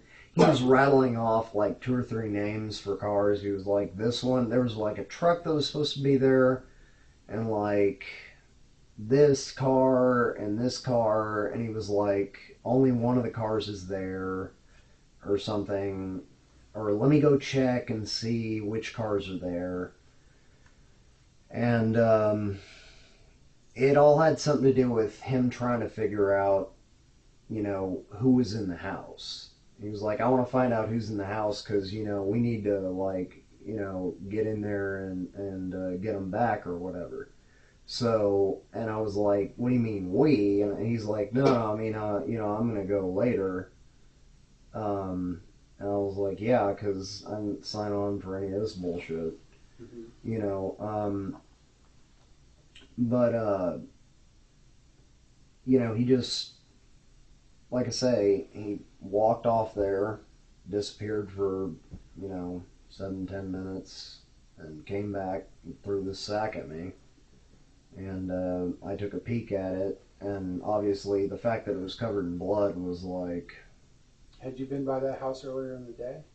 No. That was the first time that we'd been by. He drove by it a couple times, and he told me something about... He drove by it while he was telling me about the Jack thing. And, I mean, I think that's kind of bad when people do that, Jack. Oh, yeah, when somebody jacks you. Yeah, so I was like... I didn't have any problem with him, like, trying to case him, you know what I mean? Because I was like... I had no idea what he was going to do. Right, yeah, he was going to kill anyone. But, yeah. But you had to know that he was going to burglarize their house. I thought he was going to try to, like, take some or something. Like go in and rip them off. Well, I mean, not when I was there, though. Well, why else would he get out? Well, because that's the thing, though. He just said that he was, like, trying to look at them to see, like, who was there, because he said he was going to come back later. He said, like, he said he was going to come right back later, based on who was there, and, like, he just was like, I want to make a stop here and see who's here, right? How many times did you drive by it? Just a couple. How long did that take to drive by it? Not too long. During that time, he explained to me the story, and then he was like, he parked under the street light, and then he was like, I'm gonna go, make sure, like, who's there or whatever. Because we could see, which cars were in the driveway when we drove by, obviously. But it didn't really make a whole lot of sense. I was just like, whatever, I mean, he just got out, and, I mean, I think I stepped out of the car briefly, and looked around, and then got back in the car, because, like I say, I'm fidgety. Did you walk down that street at all? Yeah, one time I did walk down the street, and I kind of, like, looked at the house to see where the hell he was, because I couldn't see him. When he was inside? I guess, because I didn't see him. Okay. I was looking, because he, had been longer than I had expected, because he said he was just going to go look at the front of the house. He didn't tell me he was going in. And you're positive you didn't go inside the house? No, I'm positive I didn't go inside the house. Okay.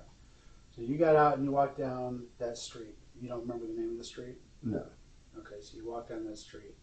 How long were you down that street? Just long enough to walk down there, glance, and then walk back, and then get in the car. Okay. And I just did that because I was bored of waiting. And I was like, what the hell is this fool doing? Right. But it was just 7 minutes, though, right? Yeah. But, I mean, he just said he was going to look at the place. It doesn't take 7 minutes to look at a place. Right. What was it that he was needing to look at that he couldn't see when driving by? That's what I was saying. It didn't make any sense. Like, he was like, these cars aren't here. I'm going to go check it out and see, like, who might be there or whatever. It was something like that he said. And had you driven by this place on any prior days? No. This was the first time. Like I said, he filled me in on the story as he drove me by it. I didn't even know we were going there. Like, It's not like he said, we're going to burglarize this house, get ready. We were just like... Did he say we're going to hit a lick? What? Did he say we're going to hit a lick or something like that? What does that mean? It means go do a crime. No. And I mean, he didn't enlist me in any crimes. Okay. That's the thing, is that I never signed on to do any burglary or anything like that. Mm-hmm. He just Sorry, I'm getting a little hot. That's okay. He just was driving the back streets, and at that time he stopped.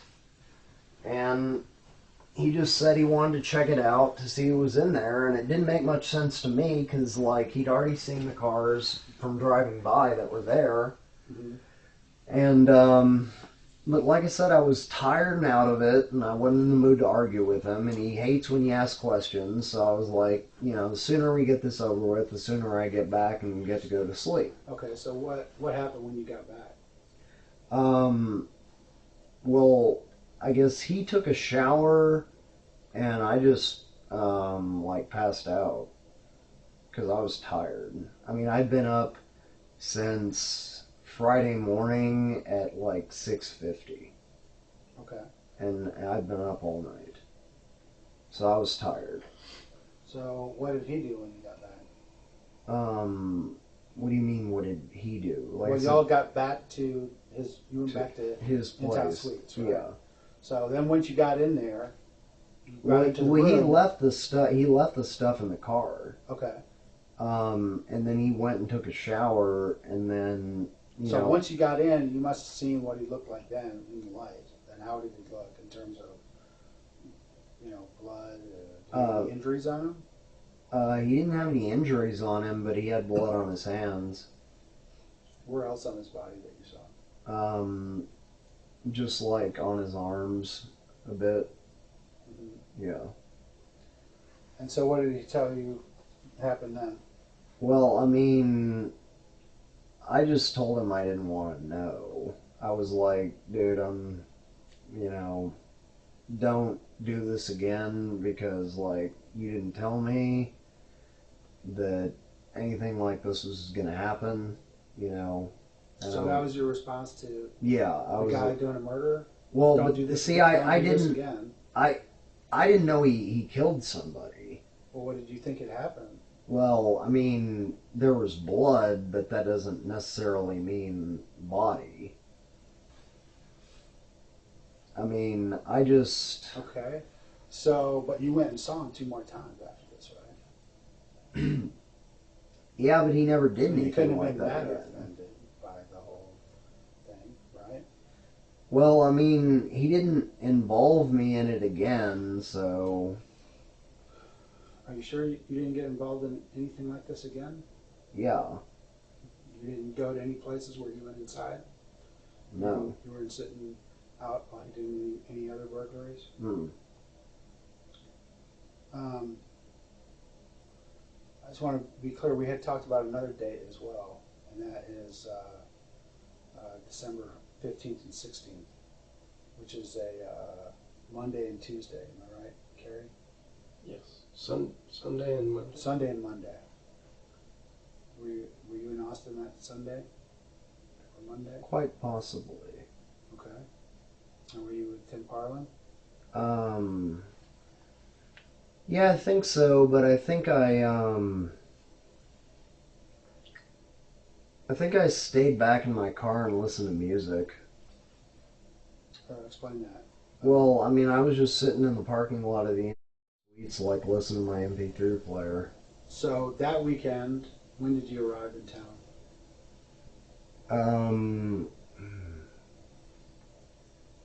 I guess about the same time, like 11 or 12 Friday. But Okay. I think I stayed the whole weekend. And you stayed in? No, I stayed at a motel. Okay. Yeah. And, like, what happened was... Did you register under your name at the motel? Yeah. Which motel did you stay at? The one on I-35 and Runberg. Had you stayed there on another occasion as well? Well, I stayed there 2 times. That time, and then on the 21st or whatever, 20th, 21st. Okay. And I registered under my name both times. Okay. So on the 15th and 16th, so you got into town on Friday. So what did you and Tim do? Well, basically, I was just discussing what was going on with Melissa, and like, talking about moving in. Okay. And I spent a lot of time just going about Austin. But as far as you're talking about Sunday and Monday, like late Sunday, I don't know, I was just like spaced out or something. I think I was just hanging out, trying to think. I must have been just either in my hotel room or like just hanging out in my car listening to music because I didn't have anything to do. Like Tim said his girl was there, so I couldn't come by, so I stayed at my place and I didn't have anything to do. So the 15th and 16th, that's actually 14th and 15th. Yeah, 14th and 15th. I'm sorry. Sunday and Monday. Sunday and Monday. Yeah, Sunday and Monday. That'll sound good. So, did you and Tim go out anywhere? I mean, you drove around? Not at night. We didn't do any of that time. Okay. Was there another time that you did that? Drove around with him at night?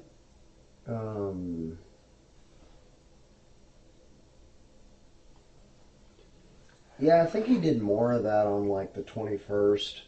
Yeah, what happened then? Nothing really. He was just driving through neighborhoods like before, but he didn't stop or anything. He didn't stop? Mm. So what about the weekend we were talking about, the 14th and 15th? What about it? You didn't go out that night? Mm. Okay. So,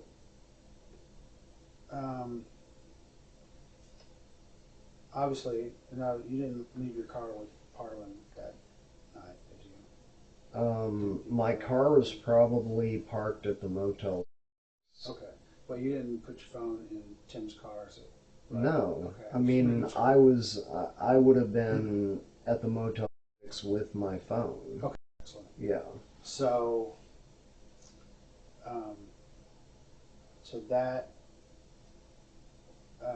so no time during that night did you, the 14th, 15th, 16th, any of those days, did you go out with Tim at night? Because, like I said, that's all stuff we are going to check. Like, I mean, which days are those? The 14th is, what, Saturday? So 13th is Saturday. Oh, 13th Saturday, 14th is Sunday, 15th is Monday. Okay. I want to say that we probably did some driving around on the 13th. Okay. Where did you drive around at? I really have a terrible sense of direction, so I don't know. I mean, what did you look at? Trying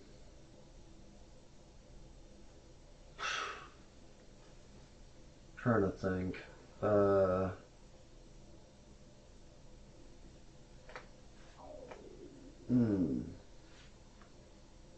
There's just more neighborhoods.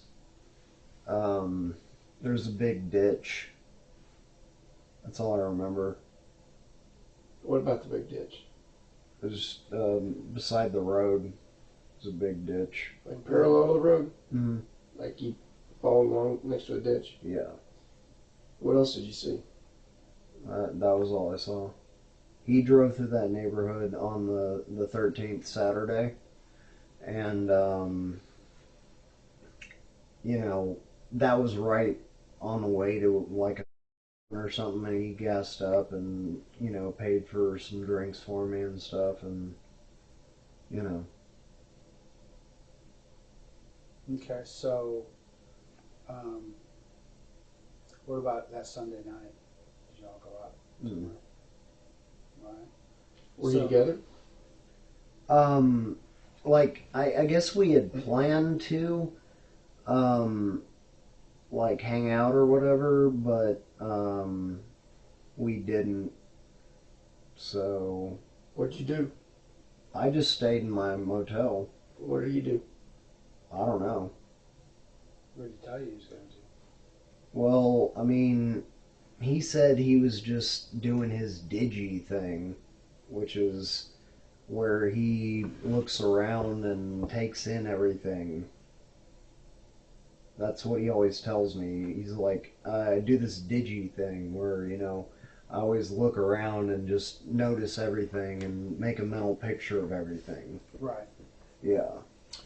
So, I just want to, going back to that earlier thing we were talking about. You didn't realize that someone had gotten killed? I didn't know what had happened. I mean... You hadn't seen any news reports about anyone? No, I really hadn't, and that's why I'm asking you. Can you tell me about who was murdered? Because I don't know. Wasn't a dealer, I'll tell you that. Okay. So... We'll tell you in a little bit. Yeah, we'll talk to you about that. Because we want to know what you know about it before we tell you what we know about it. Okay, I don't know anything about it because I don't watch the news. Well, you've told us an awful lot about it. You've told us a lot about it, and that's good. I mean, that's stuff that we wanted to know if you knew about. Mm-hmm. Okay, so you've told us a lot about it, and that's why we keep asking you kind of over and over, because you may not think things are important, and they are, and obviously, they are important, right? Mm-hmm. This is an important thing. Yeah. We're talking about a murder. Yeah. So, Shawn, obviously, when we start talking about, that we're investigating things that, might be a homicide that Tim's involved in. So when we talk about that, and that your name was thrown out there, obviously, I think you probably connected the dots at that point to know what it was we were talking about. Am I correct there? Wait, run that by me one more time. About the point that learned that Tim had thrown your name out in regards to a murder, and I called you, saying that I was investigating a murder. You probably at that point connected the dots back to that incident right there. Okay. So, can you connect the dots to any other things that now, in retrospect, you think, gosh, that might have been a murder too? Well, no, because I really, there was never any other situation like that. Like I told him, he never approached me about any of these burglaries. Right. And we drove by, he did that thing, and he had the sack with the blood on it, and I was just like, what the hell, and I got pissed off, and I was just too tired, and I just, went back and went to sleep, and I just left, and, he obviously noticed that I wasn't down with it, and then I never was exposed to anything like that again. Yeah. So, well, here's the thing, and this is why I really want you to rack your brain, okay? Yeah. Because this is very important. I mean, honestly, literally your life could depend on it, on making sure we understand what, all of the details of this stuff. So, was there ever another situation where you went at night with Tim and he got out of the car and maybe did a burglary? No. Because here's the thing, okay? Because I don't think Tim only did one. I know he didn't do just one burglary, and I don't think he only did one murder, okay? So, obviously, when we do this little cell phone thing that we do, okay, and we find that, we know that you're going to be together on that one, okay? Yeah. You give me an explanation. Now, if your cell phones are together on another one, That looks bad. That looks horrible. Okay? Yeah. So. But they aren't. Okay, I'm just telling you this because I've told you this before. Yeah. We run into this all the time. The people deny stuff because they think it's going to help them when it's really hurting them. Because sometimes people will lie thinking it makes them look better and it makes them look worse. And this would be one of them. Where it's like, if you're lying to make yourself look better because you don't want to admit you were there when you did another burglary, then it is going to make you look horrible. Yeah, I understand. I'm going to be straight with you. Okay. I was leaving out the part about the bloody sack because I didn't want the failure to report thing. Obviously something happened. I didn't say anything about it, and I didn't want, to get caught up in this. That's why I didn't tell you about that the first time. I don't think the victim wanted to get caught up in this either. Yeah. So I think you'd be doing somebody a solid favor if you helped out. Yeah. Rather than trying to keep yourself out. I know. Okay, but I've told you what happened there. Okay. Now, as far as anything else, I can tell you that on that Sunday, I was at the motel alone, and he was off doing whatever he does. And, I'm sure that our cell phones will prove that. Okay. You guys can get the FBI, and you're not going to have any surprises.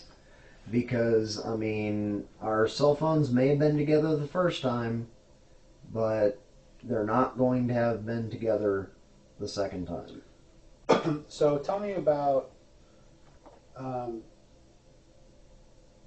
me ask you a question. There's a couple of things that we'd like to get your permission to do. Okay? Yeah. One is that we would like to get a sample of your DNA. It's a painless process. We use a little Q-tip to, it's called a buccal swab, that we get a little sample of your DNA. Okay. Would you give us permission to get that so that we can use it in our investigation? Why is that? Okay, well, we use DNA as part of our investigation, and so we can compare to DNA profiles that we find during the course of our investigation. So, for example, if we're looking at aspects of the crime scene, and we obviously thoroughly check it for DNA. The thing about DNA, we check for fingerprints, but DNA is nice because even if you're wearing gloves or something like that, you drop hairs and things like that. It can cause you to leave DNA at a crime scene. So when that happens, we take a known sample and we compare it to see if it's the same one. So obviously we would use your DNA to see if any of the profiles that we found at the crime scene that we've been looking at would match. Okay, so pretty simple. And if there's an unknown, we can't explain why it's there. Yeah. So like you were in the car. If we find your profile in that car, but we don't know whose it is, we can't explain why it's there. Yeah. If we have your sample and we find it in the car, then we're like, well, it's because you were in the car. And you told us you were in the car. Yeah.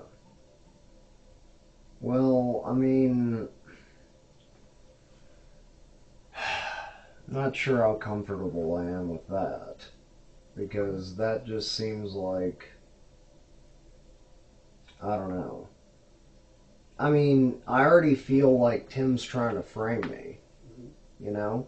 Well, this is your opportunity to unframe yourself. Right? Well, but that's what I'm saying is, like, okay, you're going to get my DNA, but what if Tim, stole one of my hairs? Tim's not that smart. Let's be honest. Tim's a 1993 burglar. He's not a 21st century burglar. Yeah.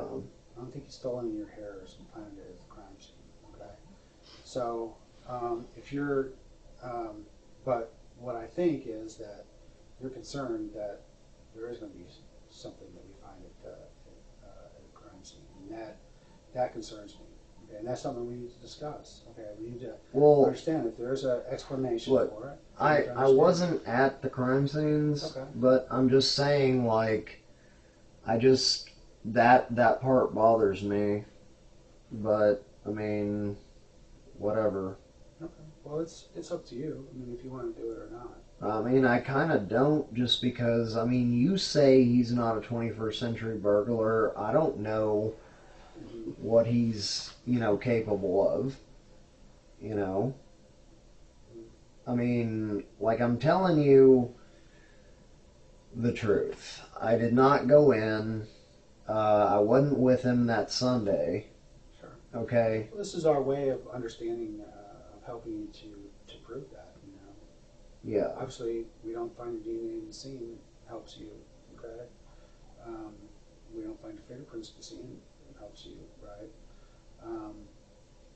And if we don't find your cell phone ping at the locations that we're concerned about, then that helps you. Now, if on the other hand we do find your DNA, or we do find your fingerprints, or we do find your cell phone ping in locations that we're concerned about, such as inside the house of this murder that we were discussing, or any other one, then that's going to be a problem, and we need to understand the reasons for that right now. Well, I mean, like I said, as far as the cell phones, probably the first one we'd be together. Mm-hmm. Would it show you going in the house? Because when we're talking about geolocating, the error is about 15 feet. What'd you say, Carrie? I think it's like 7 feet. Yeah, so seven, 10 feet, something like that. So clearly we'd be able to say inside a house as opposed to outside a house, something like that. Mm-hmm. Goes by the signal strength. Right. There's no strength. So, it's important we understand. If you're inside the house, there might be a reason for it, and we need to understand, but this is your opportunity, because here's the deal. You're talking about Tim. If Tim can explain the evidence better than you can, who are people going to believe? Yeah. So as I said, I'm not a polygraph test. I'm not a human polygraph. I can't look at you and tell if you're lying or not. Okay? Mm-hmm. All I can do is compare what I know and what you tell me to facts, and say if they line up, if the facts line up, then I'm like, he's telling the truth. If they don't line up, I'm not telling the truth. So it's important that we understand the whole thing, and there might be a very good reason why you were inside of one of these places, but we have to understand it. And if we find it on our own, and you're saying that that's not the case, then to me that's a worst case scenario, because that means when people are lying, it's for a reason. Yeah. Like, Tim lied about that car. It took us a little while to figure out what car he was driving, because he lied about what car he was driving at the time. But once we figure out what car he was driving, everything became easy after that. That's what led us here today. So we're pretty stumped right up until that moment. Until that moment happened. So it's the same sort of thing, we start to find the things that people say untruths about are the important things. So are the things that they're most worried about. So obviously, if someone's lying about being inside the house, we find out that they were inside the house. Maybe there was a good explanation, but if they didn't provide it, then all we can do is think the worst. Well, they didn't want us to know he was inside the house because he was the one who went in there and did the killing. So that's the stuff that we need to understand. So I'm concerned in this case because I feel like we're going to find something that is inside the house that says this guy was here. Yeah. So I need an explanation for that, and not just this case, but there's another one as well. Okay. Yeah, see, I didn't realize that when I came in, that there was more than one. Right. See, Tim mentioned something that his girl caught on to. It was like a double murder. Mm-hmm. Was there a double murder? There was a double murder, yeah. Okay. Then he was telling me about something he probably did. Okay, so tell me about what he said. Well, he said that it was like an old couple near a school. Okay. And he said that it was like trending on Facebook or whatever. That's all. And he said that his girl wanted to go to the funeral. What did he say about how these people got killed? Nothing. He said they didn't release any details. Okay. So based on that, there's not really any reason for me to think that he would have been involved in the murder. That seems I didn't think he was. Right. Because he brought it up like it was news. Right. Yeah. Yeah. So that to me, that's not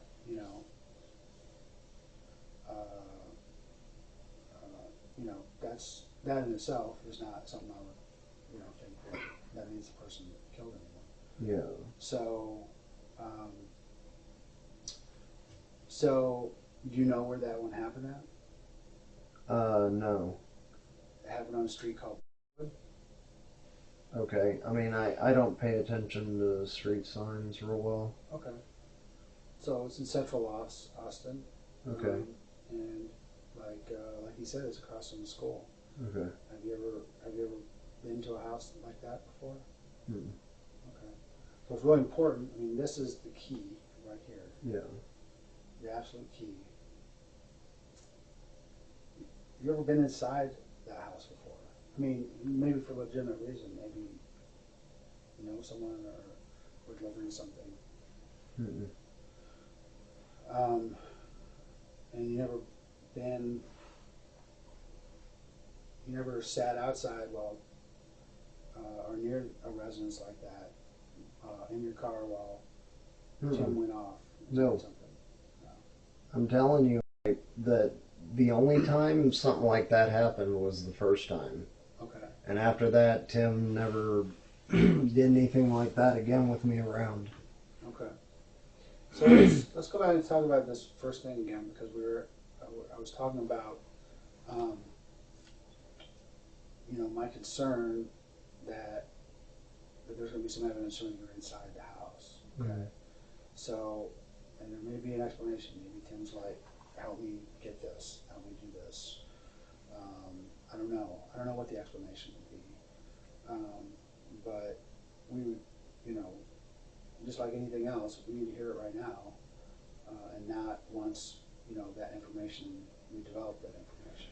Well, I mean, I wasn't in the house. Okay. I mean, if you're talking about the fact that I don't want to give you my DNA, I'm just kind of weird about that kind of thing. I mean, I've heard that the stuff's iffy, and on top of that, it's like, you say Tim's too stupid to take one of my hairs, but, I don't think he's that dumb.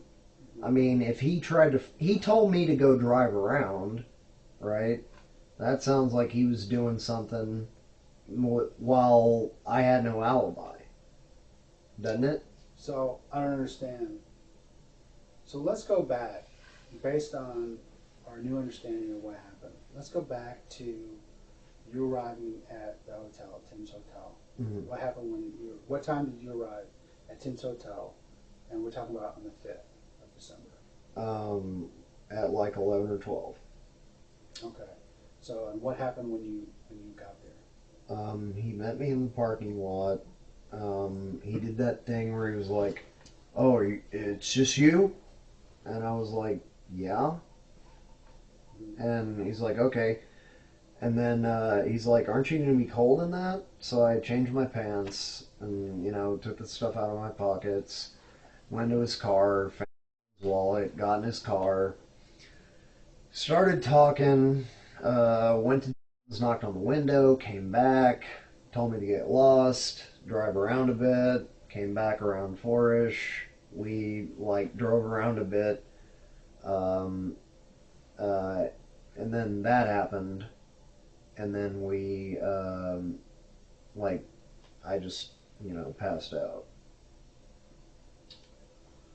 So, is it possible that we would only see your cell phone over at the scene of this, what you just drew?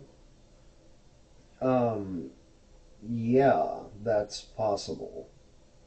Why? Because you're saying only mine and not his. Right. I don't think so. Okay. No. I thought you were saying only only there and not on the other occasion. Okay. So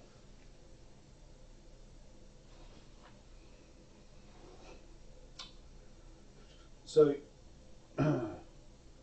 he got out of the car, and how long was it after he got out of the car that you got out of the car? 2 or 3 minutes. Okay. So 2 or 3 minutes later, you go down, and where did you walk? I just walked down to the corner, glanced at the house, didn't see him there, and then walked back. You didn't go past the corner. You didn't actually walk on the street itself. Well, I walked up to the street and looked at the house. But did you walk down the street though? Did you turn the corner? Barely. Okay. Just barely. Did you and walk then down to as far as corner, the house? and then walked kind of on the other side of the street in front of the house to look at the house. Okay.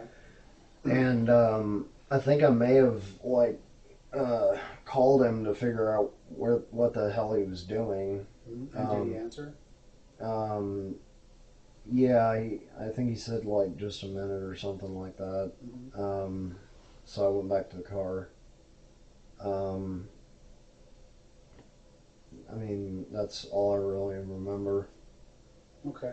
So you walked down. So how far down did you walk? You just stood there across the street from the house? Mm-hmm. And can you show on there? Yeah, I got out of the car here in passenger seat and walked out, and then just went. Can you just make an X right there and indicate where you were standing? Okay. I guess I was standing here-ish. Okay. Looking at the house. And so, how long did you stand there? So did you call him while you were standing there? Yeah. Okay. So you called him, he answered. Said just a minute or something. Okay. And then I was like, all right, and I just walked back to the car. You sure you walked back right at that point? You didn't stay there until it came out? Yeah. Okay. So when you left, which way did you leave? You mean which way did I walk back to the car? No. When you guys got back, what direction was your car pointing on that street where it was parked? This direction. Okay. Can you just indicate that on there?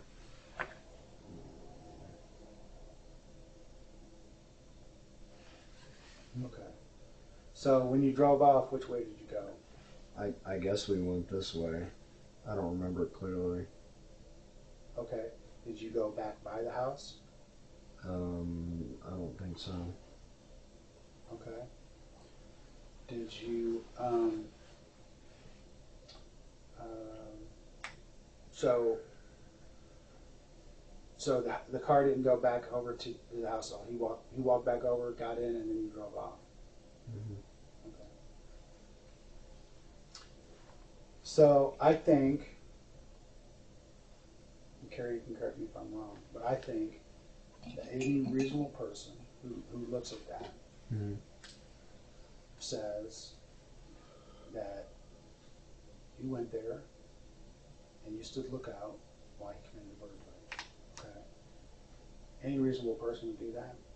You even changed your clothes into long pants.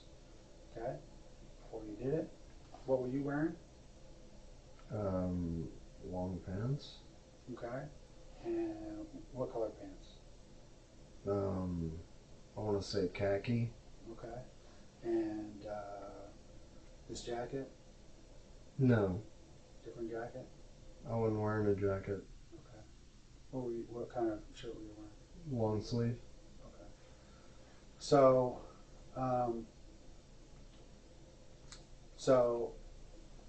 you call him or he calls you, says, let's go, someone's coming.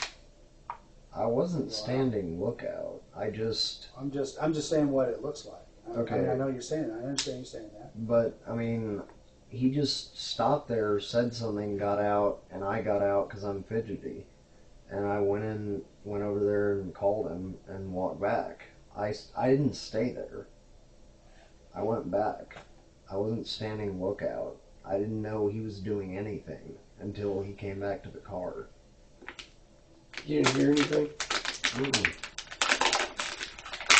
I'm telling you, he never asked me to be involved in any of this crap. I just was there.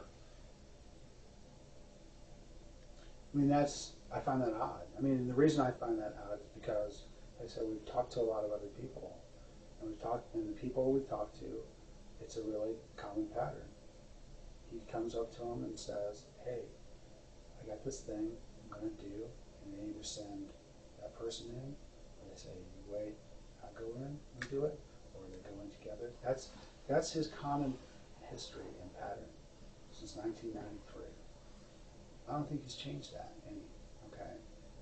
We know that that's still his pattern today because we talk to other people who are telling us this, that this is what he does. This is what he's doing all the time. He's recruiting people to come help him with these burglars, okay? Mm-hmm. I get it. You weren't in for a murder, okay? But you were in for a burglary, okay? I get it. I totally get it. I think people understand that, okay? It's not the important thing that we're trying to figure out is the murder, okay? The murder is what is the important thing, okay? I'm not saying, I haven't said yet. I mean, since this whole time, from our first conversation, I told you, I don't think you're a murderer, okay? Yeah. I think, Well, I'm not. I mean, I used to raise rabbits for food, and I'm still haunted by one that didn't die fast enough. Right. So absolutely, I don't think you're a murderer, okay? So understand that, okay? But just because I don't think you're a murderer doesn't mean that I think you're sane, okay? Yeah. Doesn't mean I don't think that you would have gone in with Parlin to do this if you thought that he was robbing a dealer, you know what I mean? How is that? Well, he told me that he was casing it or something, and I was all right with being there for him casing it, but he told me that on the spot, and I didn't agree to be part of anything. He just did it. Okay. And I mean... So the other thing that we would like to do, we mentioned, is we would like your consent to download the contents of your telephone. Okay? Is that something you would be willing to give us consent for? It'd take just a few minutes, and or we do it while we're here, and you get the phone back. Yeah, I guess so. Okay. We'll make arrangements to do that. Okay. And so we can get your phone downloaded. It'll, like I said, we can do it here. It won't. It'll only take a few minutes to have someone who'll come in and download it for us. Okay. All right.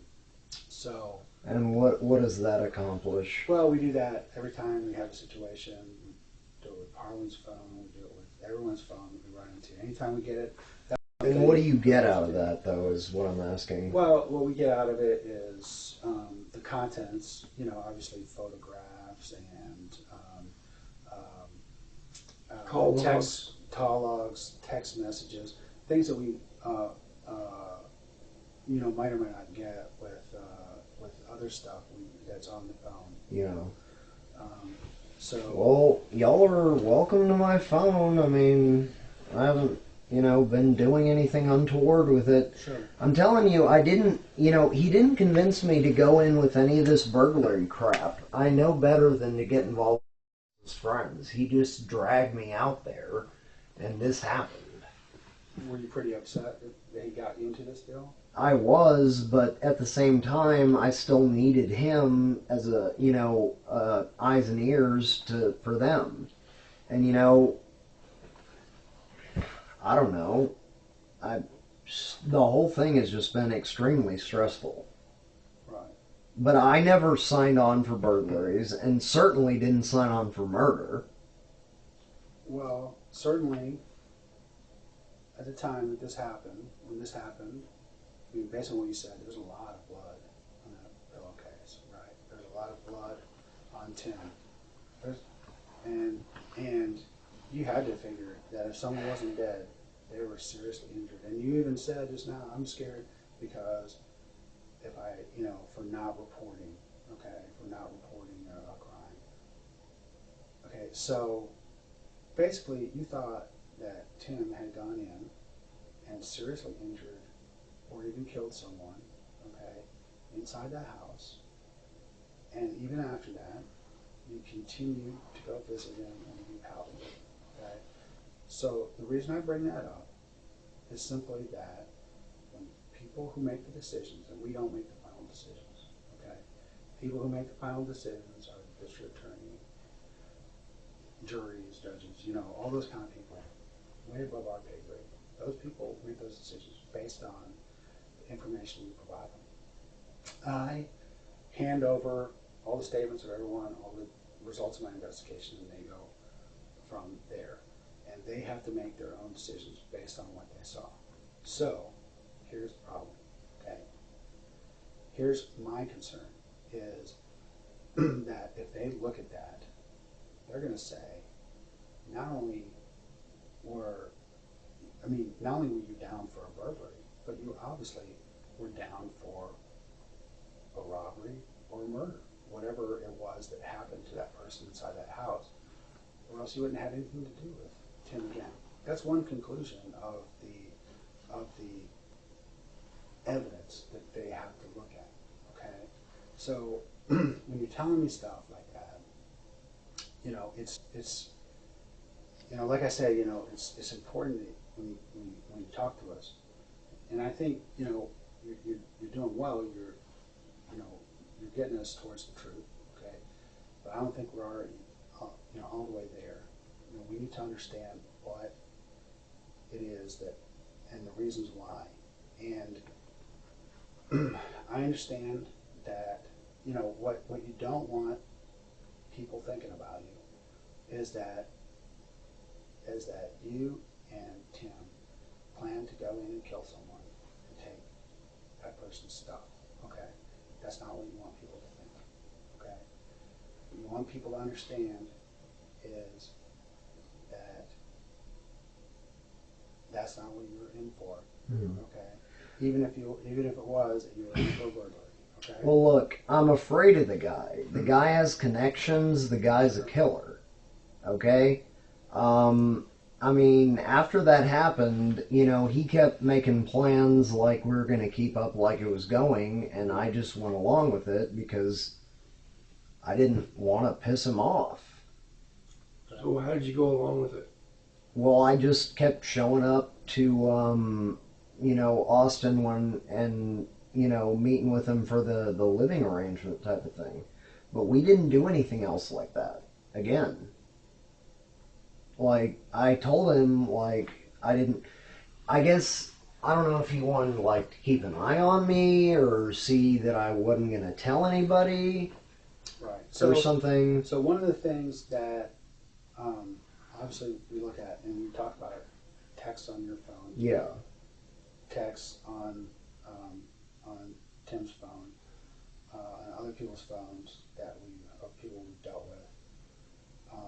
And information from other people that we have, okay? When we take all that together, and based on that information, and when I talk about text, I'm talking about, text because, you know, all that stuff can be recovered. So we're looking, you know, so, you know, on both your phone, both on Tim's phone. So when we look at those, when we review those texts, and we look at those, we start to see the conversation you had between each other, okay? Emails, everything else, okay, that we have access to. We look at those things and we realize,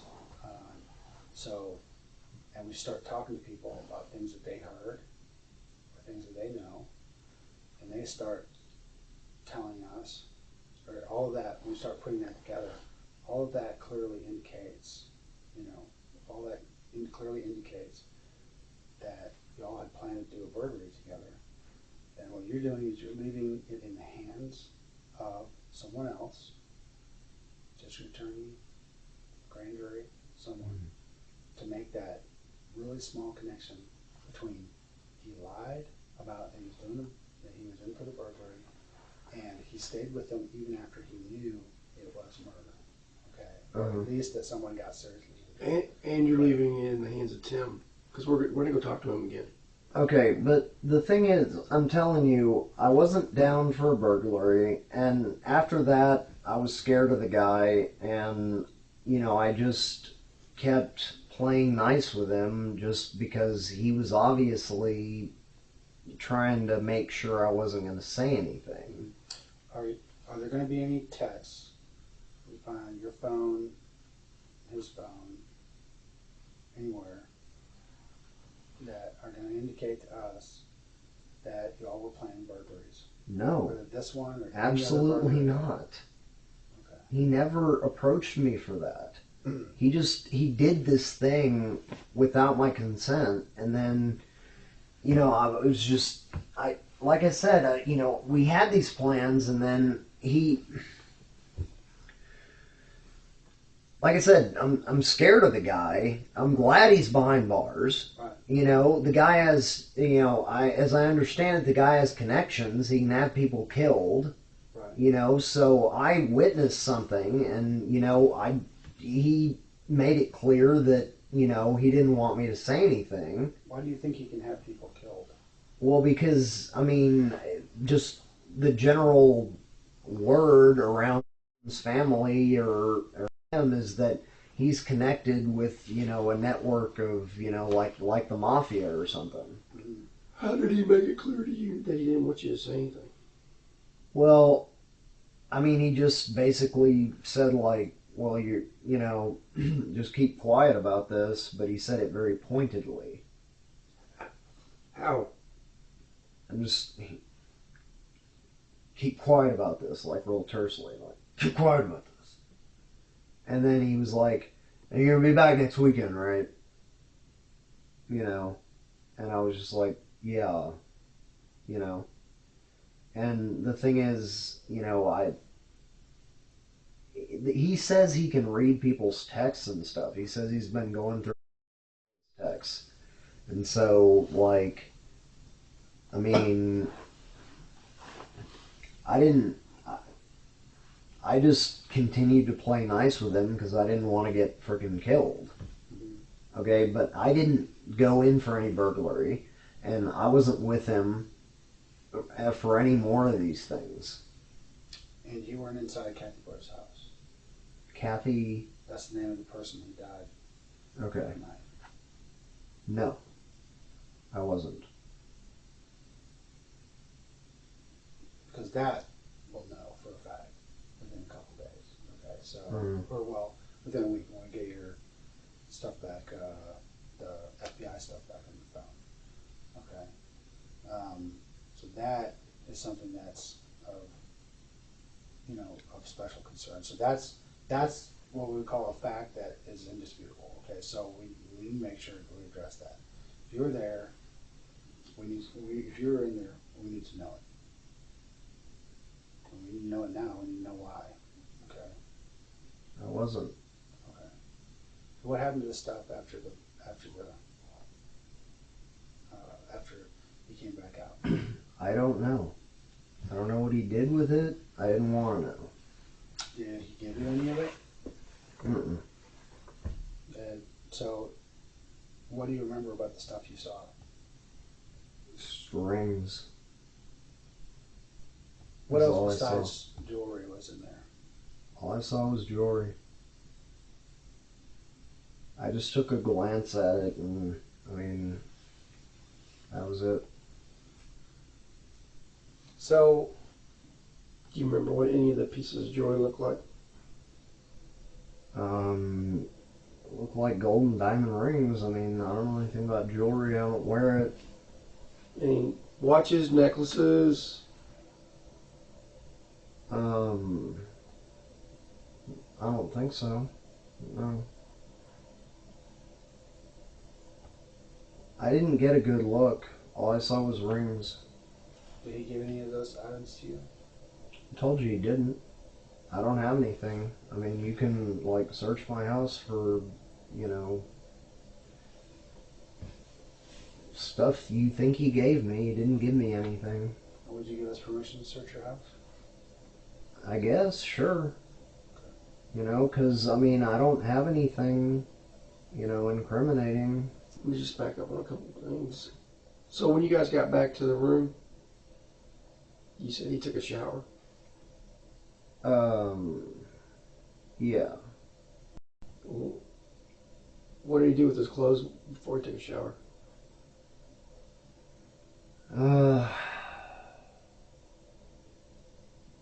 You see, bagged him up. In what? Like a little, like a shopping bag or something like that, like a paper bag with the handles. Yeah. And then what did he do with them? I don't know, because I just went to sleep. Well, where was the bag when you woke up? It was gone. What all did he put in the bag? Just all his clothes. You said he was wearing a jacket earlier. Did the jacket go in the bag? I'm not sure if the jacket did. You said he was wearing dark pants. The pants were in the bag? Yeah. Did you see a shirt go in the bag? I think so, yeah. Did you see any gloves go in the bag? Yeah, I think so, yeah. You saw gloves go in the bag? Because earlier you said his hands were bloody.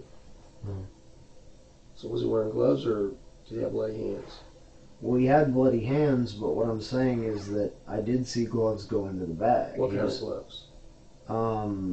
They looked like,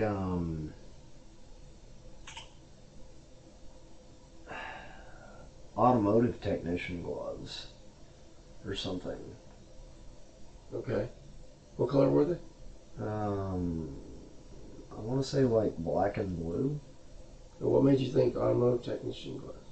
Well, because I work in an auto parts store and they were like thin and had like rubber grippy thingies, I think. Okay. Did you see shoes go into the bag? I'm not sure. And the jewelry? What did he do with the jewelry? You know, I said he left it in the car, and I don't know what he did with it. I fell asleep. Did you watch everything that he put into the bag? I mean, you saw everything that got put in the bag? I saw him stripping and putting his clothes in the bag, and I wasn't watching too closely. I was tired, and I was just confused, scared, everything.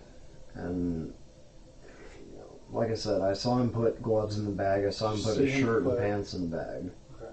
You see him put a weapon in the bag? I didn't see him put a weapon in the bag. But he may have. I mean, I didn't watch the whole thing.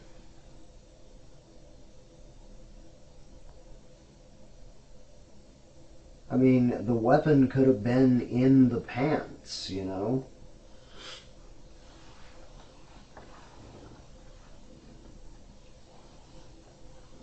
Right? Is that not a... Yeah. I mean, I wasn't watching him like a hawk. But, yeah. I don't know. It's just... So...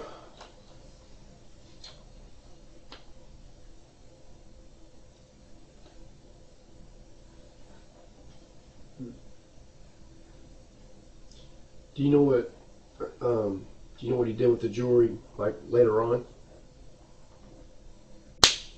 I have no idea. So, I mean, do you think he still has it? He may. He may have a cache somewhere. Where does he have a cache? Well, I mean, he wouldn't have told me that. He just seems like the kind of guy who would squirrel something away somewhere away from his apartment or, hotel. So what do you get out of this whole thing? I didn't get anything out of it because I wasn't promised anything. I didn't want anything to do with it. What I got out of it was not getting killed. Okay. And you were scared, I guess, for your safety? Is that what Yeah. I mean, when he throws me a bloody sack when he said he was just going to go look at a house, I was okay with him casing a house, that some drug dealers, who ripped somebody off, and we're not going to do anything now. So, let me ask you a question. So why is it again that you went with him? Because you didn't want him to have you killed in Galveston? Was that it? Is that why you kept coming back to visit him?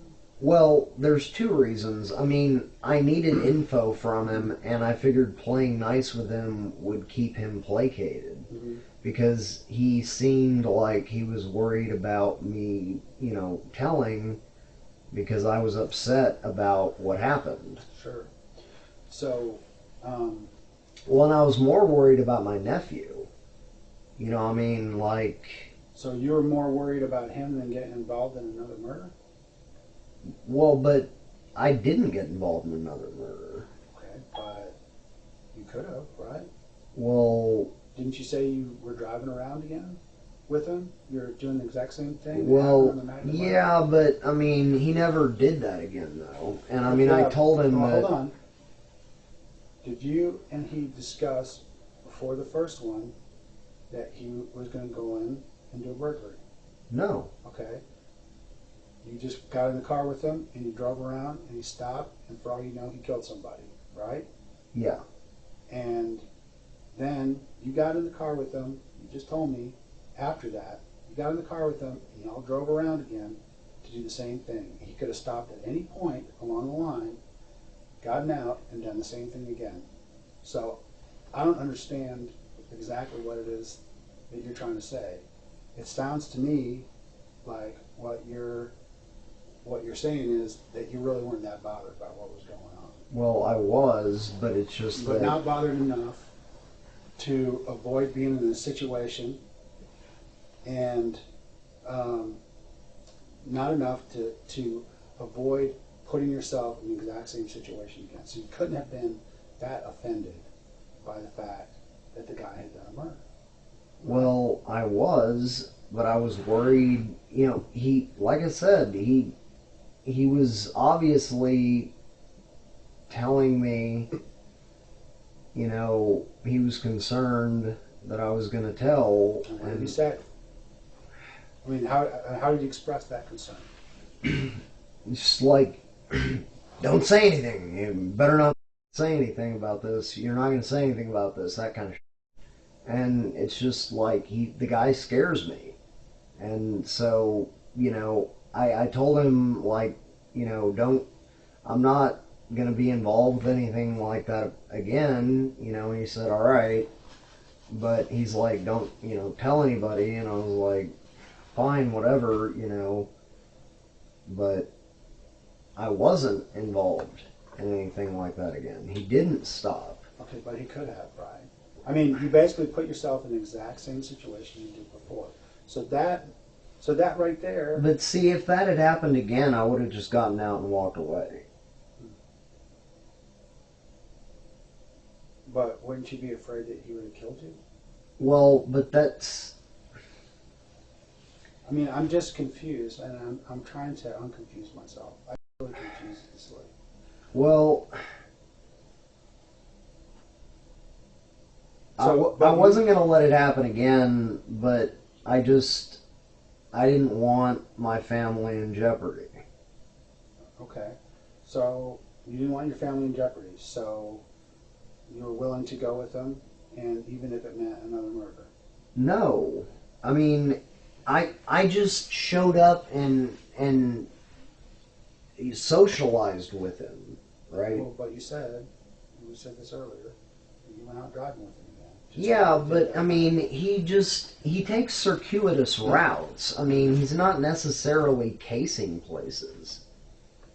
But he wasn't necessarily casing places when you went with him, right? Because you said no one was as surprised as I that he went and did a burglary until, you know, he got there and did it. Well, it's true, but...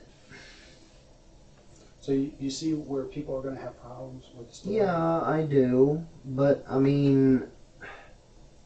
And I don't know. What would you have done? Well, I get it that you... I mean, I totally understand that you have fear of this guy. I mean, I totally understand you had fear of this guy before even the first murder happened, because this guy is a scary dude. He's been in prison. I met him. He's a big guy. He's a glib talker. You know, he doesn't with me, of course, because you know he's a choir boy. With everyone else, he talks about people he's killed and you know that he was in jail for trying to kill a cop and. You know, all this stuff. This is all the stuff that he's telling people. Okay? So at the same time, he's offering you an opportunity, an out for a situation that you're in with yourself personally and with your sister and your family. And so I totally get it. I think people get it and we understand why it was that this why it was, you know, that you would be drawn in by this guy, why you would have to, or you know, feel compelled to go along with this harebrained schemes that he's doing. I get it, you know. But I wasn't going along with the schemes. I told him I wasn't going to go along with the schemes. But you did go along with the scheme, right? Because you knew that he had killed somebody in that house. You knew that he had killed somebody in that house, and you went along with it. You went along with it because here we are, a month and something later, and this is the first time you've talked to the police about it, okay?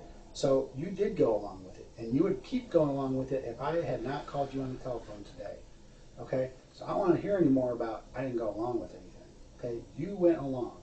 Not only did you go along, but you were up for it a couple more times because you said you went back and met with him a couple more times.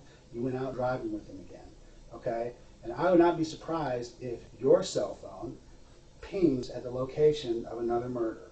Okay, that's not going to surprise me one little bit. Okay? It's not going to. Okay, so, but at any rate, we know that you were there on that one. Okay, and here we are, this many days afterwards, weeks and weeks after the event happens, and you're trying to tell me, you know, I'm not down for that. I don't appreciate that. I don't, you know, that's not what I'm doing. But that's not, your words are saying that, but your actions aren't saying that. So you're going to have to, you know, you're going to have to help us to understand how that is, because that's a disconnect, you know, between your words and between your actions. I felt he just wanted to keep an eye on me and make sure that I wasn't going to talk. That's all. I was not down for further anything. Okay. And so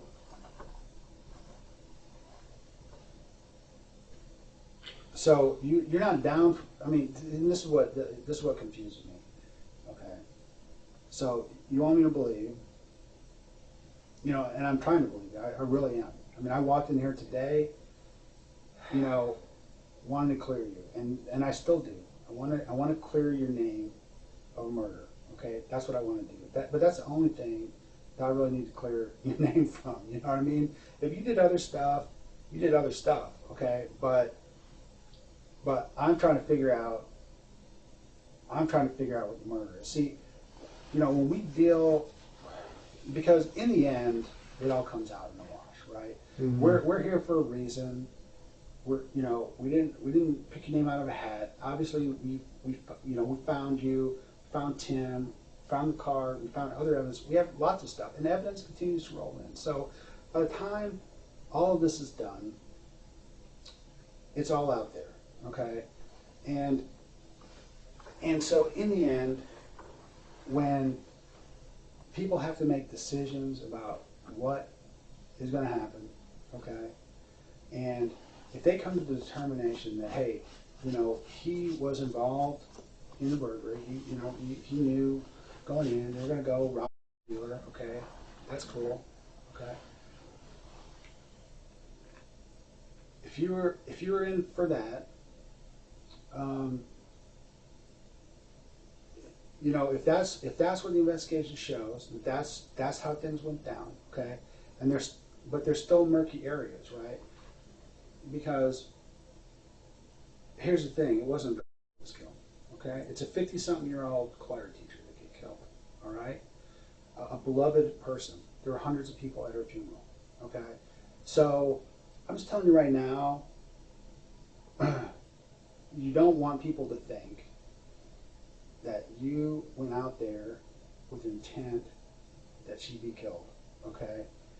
And I think people understand, because it happens all the time, that somebody, goes out and, they're playing, Tim's a burglar. We all know Tim's a burglar. Yeah. The guy's out and he's trying to suck everybody else in. That's what happened in 1993. He sucked some kid in. That kid could have still been in prison today for capital murder. Had he not come and explained the circumstance of what, and he didn't say he didn't do anything, okay? This kid wasn't trying to make the cops believe he didn't do anything. He said, yeah, hell yeah, I was in for a burglary. I was even carrying a loaded gun. I wasn't in for killing a cop. I wasn't in for killing anybody who came from the door. That's Tim, So, okay, if you thought that this was going to be a dealer, or someone who ripped off a friend of yours, getting a little payback on, that's different than some people think. What you have to understand is, he didn't even say that they were going to do anything, that we were going to do anything that night. Okay, but he was just going to look at it. Right, but you were going to do something, right? I wasn't going to be involved in it at all. Okay, so he just said, I'm going to make a stop and look at this place. Okay, and here's the deal, right? If that holds up, if our investigation shows that is the case, yeah, okay, and hey, I think you're doing pretty good, okay. The problem is, if our investigation doesn't show that, you are a fucking dude. I mean, you are beyond belief. Yeah. Okay, this is a capital crime, all right, and this is the type of capital crime that they actually carry out capital punishment on. Okay, so you want to be as far away from what happened to that woman as possible. And I understand that you want to be as far away from the whole thing as you can get. That's where we started off, right? I don't even know what you're talking about. Oh, I wasn't there. We built to this point, okay? Mm-hmm. And like I said about swimming across the lake, if you're 98% across the lake, you're not all the way across, okay? If you're at 98%, and they realize that 2% of what you said is bullshit, then they're going to assume the other important elements of what you said is bullshit as well. Mm-hmm. Okay, so that's why I'm saying, if that is not true, what you're saying, okay, that is not true of what you're saying, that you thought you were in for a burglary, all right, then you're inviting people to then assume that you were in for a murder, especially. I understand. Especially after you go back with this guy and you go riding around with him again, just like you did before, okay? And when you go back and you're hanging back out with him again, okay? That's not the behavior of a person whose conscience is shot by what his partner did, okay? So, but he's not my partner. But here's the thing: the only way we need to get to that point is to show that you knew that it was a burglary, okay? Because they'll assume the rest. Now, and then. But why do I have to have known it was a burglary?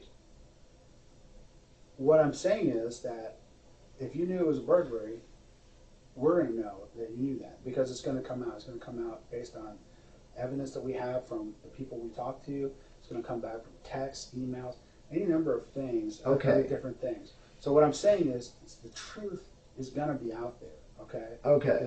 This truth is going to be known about whether or not you knew it was a burglary.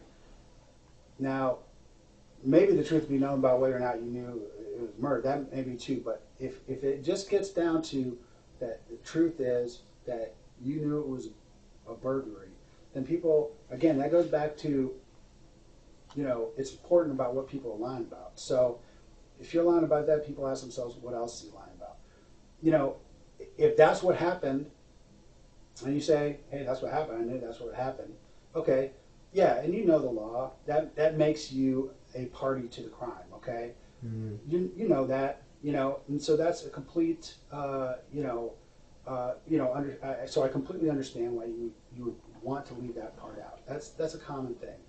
And the problem is that a lot of times in these cases we eventually figure out what it is. And then you're gambling everything on that one lie. Because all that lie is just trying to avoid responsibility, okay? Mm-hmm. And if you did something wrong, there's going to be some responsibility. But what that responsibility is, what the consequences are for actions, has a whole range of possibilities, okay? From a minimum to a maximum. And you want to be as close to the minimum as possible. You want to be as close to zero as possible, okay? But as soon as they think you're lying, then they're going to lean towards maximum. So I'm just telling you that. I'm just telling you that because I'll tell you, I don't know the truth on that right now. Yeah. Okay, I don't know what the truth is on that. Only you know what the truth is on that. Yeah. And if you're gambling your life on whether on what I know or what I'm going to be able to figure out, I would say you're going to be losing into that because I'm actually pretty good at what I do. Okay. Well, I mean, you're going to download my phone, right? Mm-hmm. So download your phone and download Tim's phone. Yeah. Lots of stuff. Have fun. I mean, there's nothing that should be in there that should suggest that we planned any burglaries.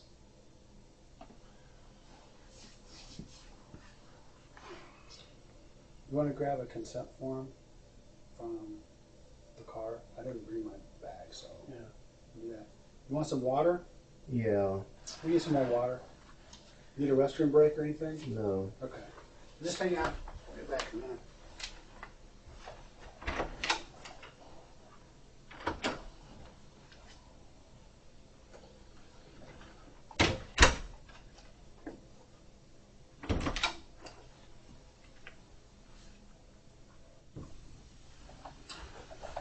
Okay. So, when we were taking a break, I was thinking through my mind different possible scenarios that we have to consider, right? So that because our goal is to do what we can to try to resolve this. Look, I didn't kill these people. Okay. So, but that brings me to a thing, okay? So we have to prove things, okay? Yeah, I understand. So one thing we have to consider is that it was Tim that stayed in the car while you went inside the house, okay? So that's something that there's a possibility, okay? Yeah. So that we have to take into account. So help me, okay, think of ways that I can, prove that that's not the case. What are some of the things that I can look at to ensure that that's not the way it went down? Well, I don't know. I mean, like what? Well, I guess the cell phone would be one, right? Yeah. So if your cell phone shows you inside the house, and not Tim or you and Tim, then that would be something that would help us with the case, right? Anything else you can think of? No. So we look for things inside the house, okay? trace evidence. We talked about DNA. Also, fingerprints is a thing as well. We'd like to get fingerprints from you, a full set of prints so that we can use that for comparison purposes and any prints we find in the house. Okay. Would you be okay with that? It's fine. So, and also, we need to get as detailed as possible thing. So one thing I want you to understand, okay, I know you're tired. I know you've been through a lot, okay, we're tired too. But I want you to understand this interview is really more important to you than it is to us. Yeah. Okay? Because this interview is your opportunity to show that you didn't kill anyone, okay? So I guess my question straight up would be, were you the one that went inside the house and Tim stayed in the car? No. And did you go into the house at all? No. At any time? Okay. So we would like to get a sort of full, we've been through it, we want to make sure, because this might jog some memories to help us, is to go back through the events of that night. At what point did you want to start, Carrie? Part where he got to Austin. Okay. And he changed clothes and... Yeah, let's go through all again and make sure we understand how things went down, okay? Because like I said, this is important because everything we say, we check. So, we want to make sure that that we're getting a good timeline of things that happen. Yeah. Best possible thing for you to do is to give us a detailed account of how it happened when you got there, all the way through the story, so that we understand it, the best that we can understand it. Yeah. We don't have, you're going to help get rid of questions that we might have. Okay. So. Well, I mean, I feel like I've already been through it. Well, we've kind of jumped back and forth in some of these. Yeah, so you want to start when I got there. I mean, I got there 11 or 12. Where had you been? Did you drive straight in from Galveston? Mm-hmm. Okay. Yeah, and then met him in the parking lot, and he asked me if I was going to be cold in the shorts, and I said, yeah, probably. Was anyone else present? No. For that? Okay. Why was he asking you if you're going to be cold in the shorts? Did you guys because already it have was an idea? cold. Did you guys already have an idea of something you were going to do? No. Okay. I keep telling you, we weren't planning anything. And I'm sticking to that. Okay. I mean, it's the truth. Right. Well, okay, but when you say you weren't planning to do anything, you weren't planning, you're saying you're not planning to commit a burglary, but you must have been planning to do something. I mean, even if it's just drive around, right? Well, you must have had some plans. By plans, the thing is, I came in to visit, but when I found out was at Dylan's, I realized I couldn't stay there, so I called him and then went over to his place, and he said his girl was there, so I couldn't come in. So let's back up. So we were already kind of off time. So let's back so you did go somewhere in Austin before you went to No, I didn't go anywhere because the thing is, over the phone I found out that was there. I got it. Okay. And so... And so then, once you figured that out, you called Tim. Yeah. And then you proceeded over to his place. Yes. When you got there, around, what time was that again? 11 or 12. 11, 12. At that point, you called him again to tell him, come on down? Or did Yeah. you knock on the door? Yeah, I called him to come out. Okay. So he came out and he met you in the parking lot. Uh-huh. Correct? Okay. And tell me again the conversation you had in the parking lot. I mean, he just said, are you going to be cold in those shorts? And I was like, probably so. So I changed into pants.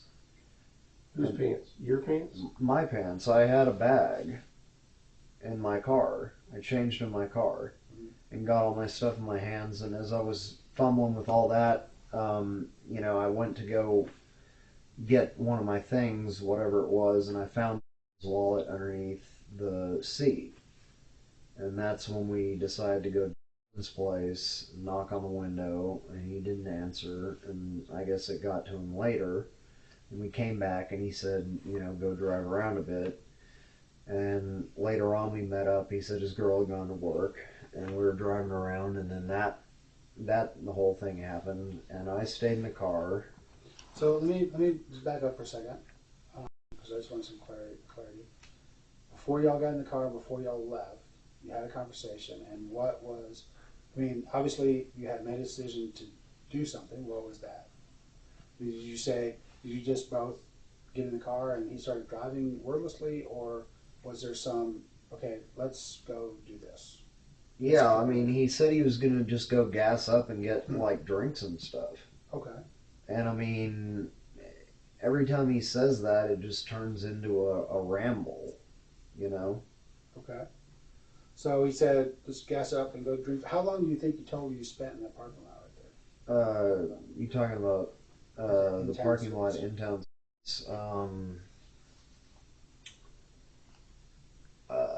Which time? The first time or the second time? When you arrived there the first time. The first time. Probably not long. Probably like 10 or 15 minutes. Okay. So 10 or 15 minutes, and you never went to his room? Not yet. Okay, not that point. Yeah. Okay. So then you got in the van with them. Or not in the van. He's in the van. In the car. Yeah. He's driving. You're in the passenger seat. Is that correct? Mm-hmm. Okay. And you leave. And where do you go? Well, I punched in B, and there was one real close. And then I started punching it. Wait a minute. So you're talking about in my car? When you two were, you got to Austin around 11 or 12, right? Yeah. How long did you drive around? A couple hours. And then you went back to the hotel? Uh-huh. And the two of y'all got in his car after that? That's right. And do you know what time that was? It was like, 4-ish. Okay. So you actually drove around by myself hours. Just to kill time because he told me I couldn't come in because his girl was there. And then where'd y'all go? Like I said, he said he needed to gas up and get some drinks. He said we were going to get something to eat.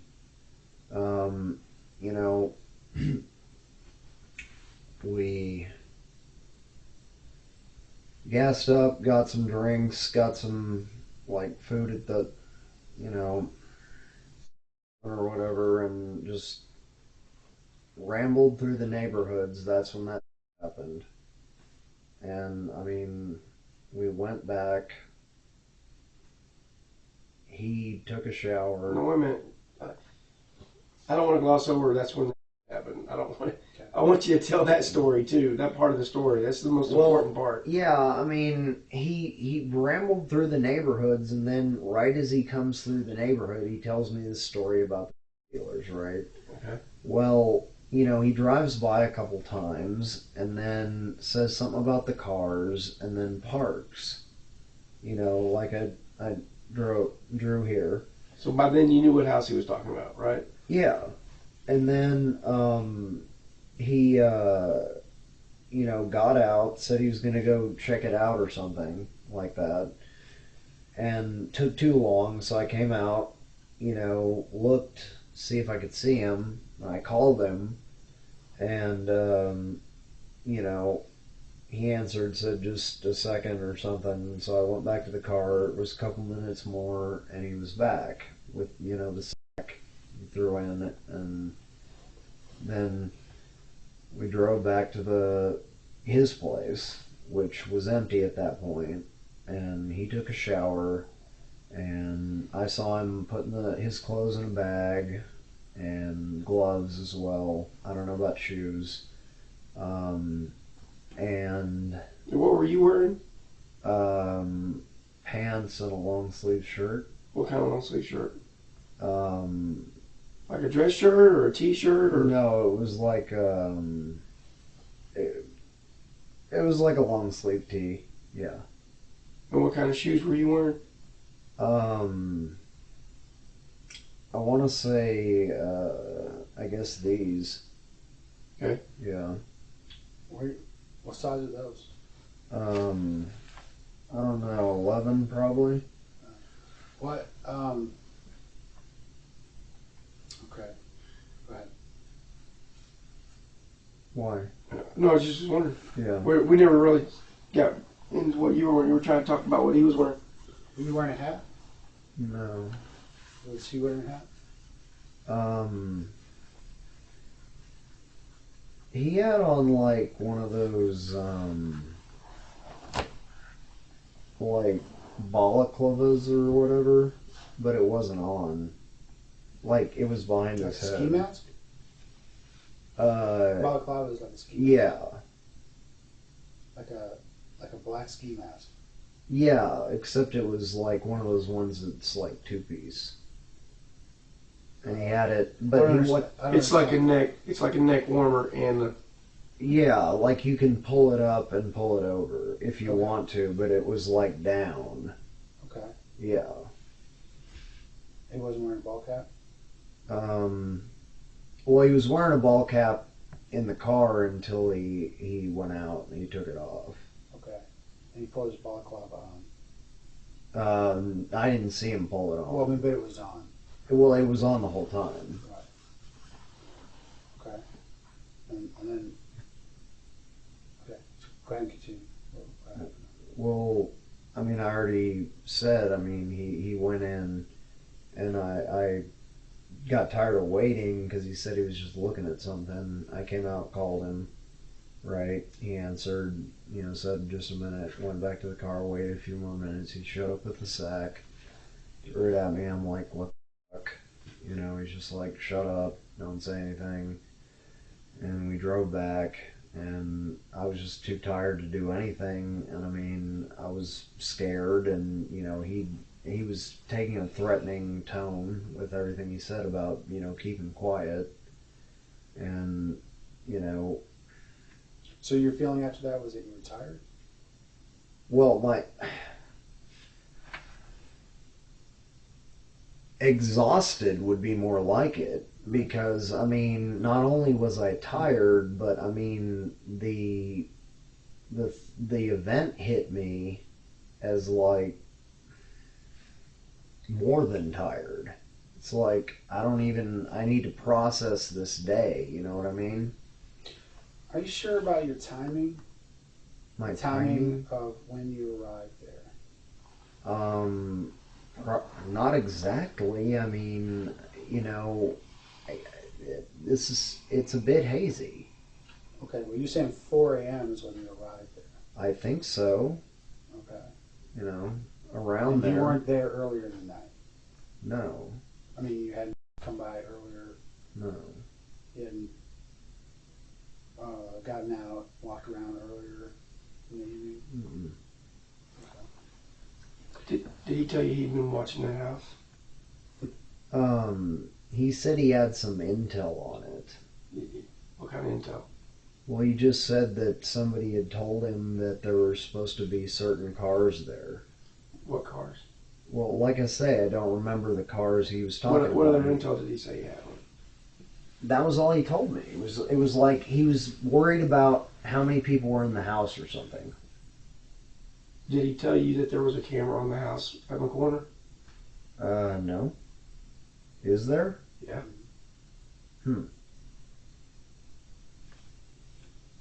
Well, no. Did he tell you to go in that house and to call him when you were ready to come back out? No. You sure? Yeah. Because that's pretty easily verifiable right there. That's information that not going to be hard for us to figure out. So that's why we bring it up. Okay. There's some things about your stories that just concern me, really. Mm-hmm. And one of the things that concerns me is the possibility you went in there and that you She said, you called Tim when you're ready to come out. Okay? Because that makes more sense than what you're saying. It makes a lot more sense. You waited 3 minutes and you walked out, you're looking around, talking to him, and you know the guy's casing the place. Why are you standing out there in front of it? I mean, it kind of blows it for him, doesn't it? Are you ring his phone? If I'm casing, sneaking up on a house, creeping up on the side of the house or whatever, and somebody rings my cell phone, I'm gonna kick the shit out of them because I didn't want to get caught. Well, I don't do this sort of thing. Yeah, but you're smart enough. You got a college degree. You're not dumb. Shawn. Started waiting and I didn't know what he was doing. Shawn. What? Were you in the house and you called him and told him you were ready to come out? No. Why do you keep asking me that? Because that's what seems like the story leads to. Well, that's not what happened.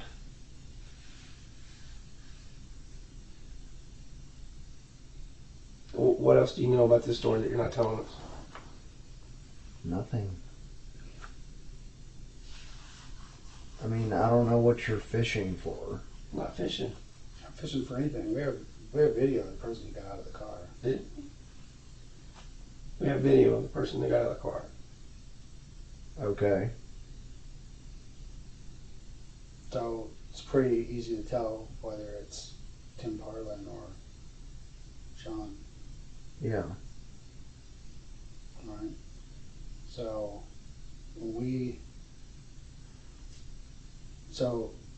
so you see why we're skeptical. We're skeptical about things that are going on. Okay. And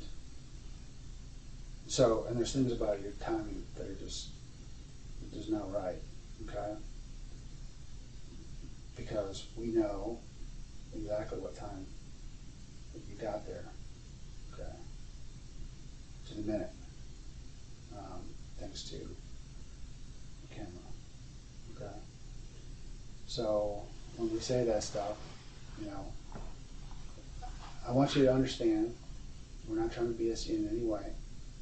I'm going to make it really clear to you. This is all sorts of crap that we know, that we're just not sharing with you until the right moment. Okay. So when you tell us stuff, it doesn't add up, then that's a problem. You know what I mean? That's a huge problem. So what we're faced with right now is a pretty, serious issue.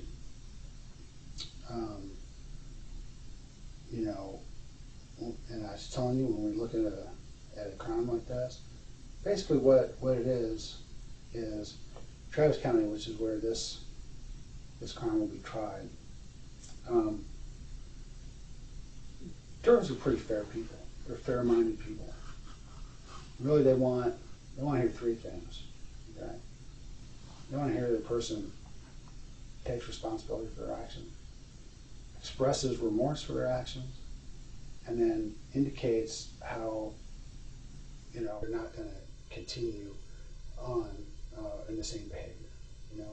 That's really the juries in Travis County. They're all looking for something they can latch onto that says, "Hey, let's spare this guy. Let's give this guy a chance." And that's what they're looking for. Okay. What they don't like to see, what none of us like to see, decision makers, is when someone doesn't, take responsibility for their action, doesn't even express remorse for their action, lies about their actions. Those things all are things that weigh against them. Okay, things that weigh towards them is what we call mitigating things. Are things that that indicate that a person has done something as a result of they weren't in their right mind. Maybe they're under the control of somebody. Maybe they're scared of somebody that makes them want to do something. These are all kind of mitigating things, but with the time to say no, that's not the way it happened, it's not now. Okay, because we're way past that. We're way past that. we're sitting in a room right now, we're given the opportunity to do one of two things, and that's either, bail yourself out or sink your own boat, And it really doesn't matter to us how it goes, because in the end we can prove what happened. We can prove it scientifically, and we can prove it through good evidence, facts. We can bring facts to what happened. So when we bring those facts and we present them, it's indisputable about what happened. Okay. The only thing that we can't ever figure out is why. That's the part of the equation that we can't figure out, because I can't insert why into the equation. All I can insert is facts, and the facts are pretty cold, when they're just laid out there on their own without explanation, without narration, without someone speaking up as to why this set of circumstances occurred. And when they go out that way, people are just going to look at the facts, and the facts are not pretty in this case. You know that. The facts are not pretty in this case. So when we look at that, we look at those facts, present those facts, because when we're done here today, we go back to Austin, we're going to present what we learned, okay? And I know what I know. I know what I know before I came in here. I know what I'm going to know even better in the next few days, okay? And I can present those things that I know just by themselves, or I can present with the explanation. The only person who can explain things is you. We need to understand why this happened, what led up to it, because I always tell people, don't let others tell their story. Yeah. You gotta tell your own story. You gotta own up. You gotta take that first step, which is take responsibility, before you can ever go to those next steps and say, I regret it. It wouldn't have, it was never gonna happen again. It wouldn't happen. There was something in my life that was going on at that moment that led to this happening. And we know why the house was chosen. That's what led us to you, because we know why the house was chosen. Why was the house chosen? Because Tim chose it. Okay. So we know that. So maybe, I don't know, did he bully you into going into the house, or threaten your sister, or what was the deal?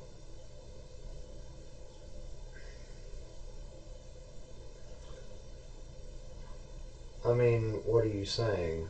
what we're saying is he went in the house. That's what we're saying. And we can prove that. Okay. So this is something that you're going to have to face up to. Is the fact that you have to explain that. Okay. You have to explain what happened once you went inside the house. Okay. And why things happened the way that they did. Okay. Because you're the only one who can provide that explanation. You're the only one who can provide the context for why things occurred. Because if I just go in and the only thing I'm able to say is that you caused the death of Kathy Blair, and show people pictures of it and show people, the scientific things behind it, that's cold, it's impersonal, it doesn't tell the story. It doesn't tell the story of why. It allows other people to make decisions on their own with regards to what they think about the person who would do something like that, and makes them think the worst. I mean, because that's all they have. Like I said, people are ready to latch onto something, to see the good in someone, but I will tell you right now that a person who is trying to show the good in someone is not a prosecutor, it's not juries and judges, and it's not me, okay? I can paint the picture of what happened, how it happened, who did it, when it happened, what it was done with. But the picture I can't paint is why the hell it happened. And so when I got to go back and tell family members why did this happen, then I'd like to have that answer, to have that part of the puzzle to be able to tell people. I'd like to be able to tell your family why it happened. The fact is that it's already happened. So the only thing left now is to make it better the way you can make it better. I tell people do something right. Do something right. You can't change the past. As a family on this. There's nothing you can do about changing the past. All you can do is try to improve the future. Okay. All you can do is try to make things better. Okay. And make amends. You know, when I screw up and fight with my wife and say something that I regret, I can't undo the fact that I did that I hurt her feelings. Okay? What I can do is I can explain to her why I snapped at her. I can explain to her that I'm sorry, and I can tell her that it's not going to happen again. Because those are the things that she wants to hear. Because she knows what I did. The only thing that gets me out of it is I explain why. You know, we're looking at something here that's on a pretty wide scale. Okay? Yeah. And you want to be on the bottom of that scale. And the only way you get on the bottom of that scale is to start getting people in your corner. Okay? And that starts right now. Starts right now to try to get people to.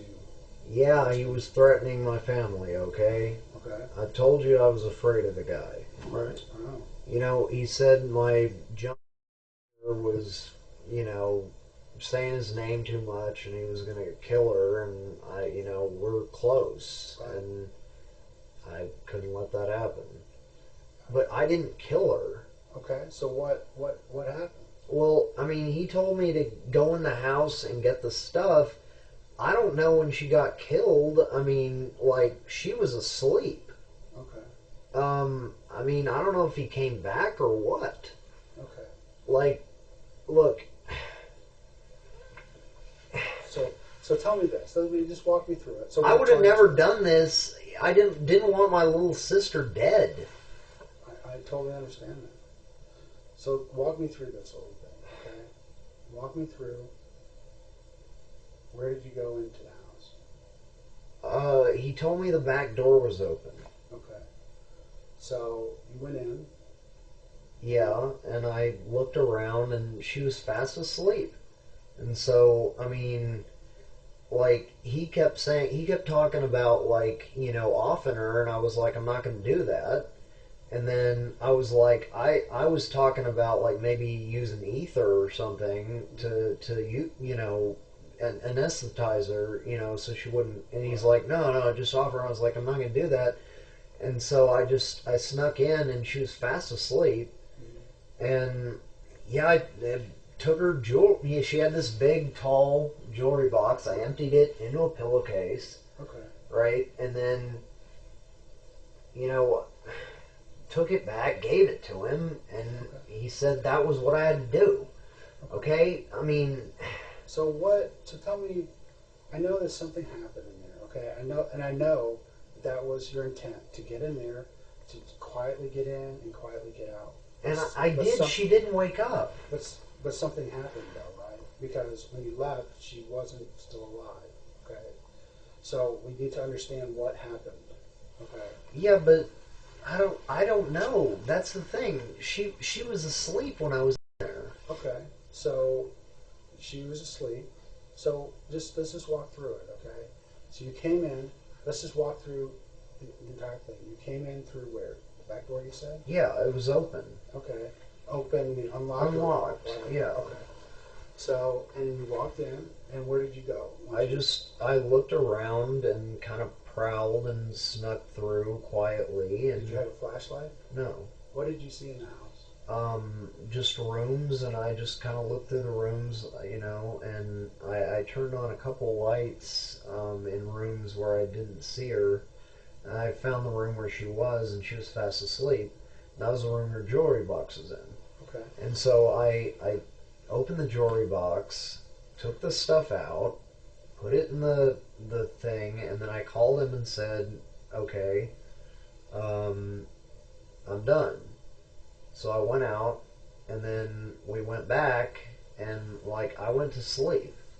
So, I mean, I don't know about my timing. Maybe he went back. I don't know. Okay. But I didn't kill her. Okay. So let's walk through, because I'm interested to hear. And here's the thing. I think when you walked in there, it wasn't in your mind to kill her, okay? But I do know that at some point something happened, and she died. Okay, so I think he wanted her dead. He kept talking about how she had screwed over or something. Right. And he kept telling me he wanted me to kill her, but I didn't. She didn't surprise me or anything like. She never woke up. Right. So let me walk through this here. Let's walk through the steps of what happened. You walked in the house through the back door. You walked in. You turned on some lights. What did you see in the rooms when you turned on the lights? Just a couple computers and beds, and I turned them back off. Okay. And so tell me about then you. Okay. So then where did you go after you went in there? Well, I finally found the room where she was. Okay. And he told me that, I'd have to kill her because she would be wearing the jewelry. But I could see her hands, and there wasn't any jewelry on her hands. Okay. So I was like, I wasn't going to get it anyway. Right. I was just going to take the stuff from the jewelry box and say that I got the stuff off her hands, and I guess, I don't know, maybe later he figured out, that he didn't get everything that he wanted to get, and maybe he went back. I don't know. Well, let me just tell you this, because I know part of what you're saying is true, okay, but you're leaving out some important parts, okay? Because here's the thing: the things that you're describing that you did, we know were done after she died. Okay, we know that because there was blood, and blood was transferred onto all those things you just described that you touched. It was transferred into the cooler box. It was transferred onto the light switches. It was transferred on that. So we know that you did those things after she died. Okay, so let's talk about what happened. Okay, we're there. We know. Yeah, but don't you think that somebody else could have come back and done that afterwards? It's not possible, and this is why. Because if she was laying on the bed sleeping, she's not bleeding, okay? And on all the things that you did afterwards, you touched those things, okay? You touched those things with blood on your hands, okay? So what I want to do is move away from this notion, okay, that someone else did it, because we know that that's not true, okay? We know that you did it, okay? We know that you caused her death. What we need to do is understand why. What was the reason that Tim told you that he wanted you to go in there, and her in particular? He just said that was it. What he wanted. Right. And did he order you to kill her, or did he just tell you to take the jewelry? No, he ordered me to kill her. Okay. And you were scared of him, right? Yes. You were scared of him, and you went in and did what you were ordered to do. Right? I mean, it's not really any point of saying that that's not what happened. I want to know,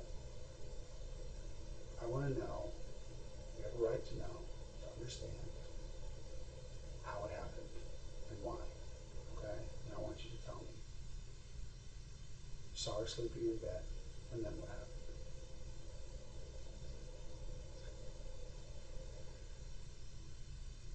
I know it's difficult. I don't want to say anymore. I know it's difficult, okay? You've already said enough. We already know. We already knew before we came in here, okay? You know, we want to hear you. We want to hear it from you, because right now we're still at the facts. So right now, I know you have trouble thinking about it, okay? You have trouble thinking about it. And so if you're having trouble thinking about it, think about when other people are looking at it, it needs some explanation. You need to understand why. You need to take responsibility for what happened, show that you have remorse for what happened, and that you will not ever do it again. Okay? That's what people need to hear. That's what we need to hear. So when you saw her there, listen, you've already said enough. What, in answer to your question, it's not possible, okay, that another person came in and did it. It is not possible that another person came in and did it. And you were there. You saw her sleeping. Something happened. Yeah, but something happened. What happened? If somebody came in and killed her and transferred blood onto the jewelry box and the that person is you. Okay, Yeah. So why are you saying that person is me? Okay, listen, Shawn. At this point, we know. There's no doubt. Our investigation's already clearly shown this. All right, that you caused her death. All right. Based on what? Based on everything within our investigation. Which is what? Including, we're not going to go into all that. You know what happened, okay? I know what happened, all right? What we are offering you the opportunity to do is to explain why, okay? To explain why before other people have to make decisions about what to do with you, okay? That's the opportunity we're giving you, and I would highly suggest that you take it. Because, so why do you refuse to tell me how you swear you know? Well, let's just talk about one thing, and we just talked about this.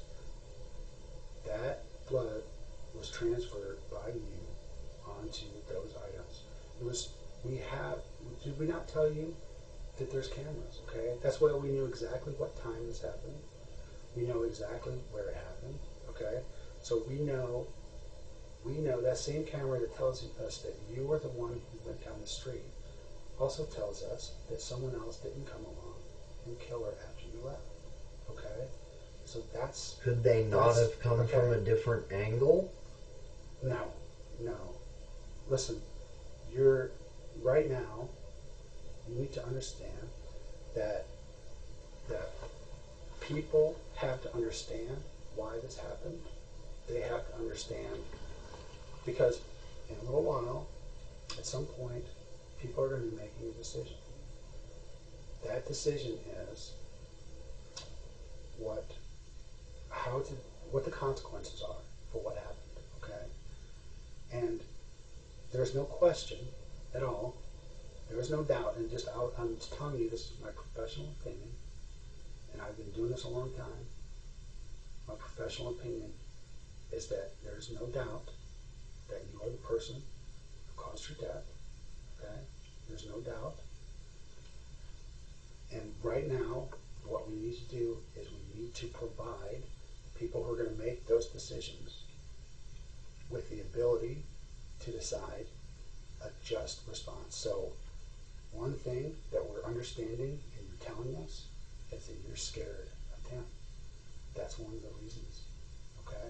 That's a reason. Well, that's the I'm not so scared of Tim as I'm scared of him hurting my sister or my nephew. I understand.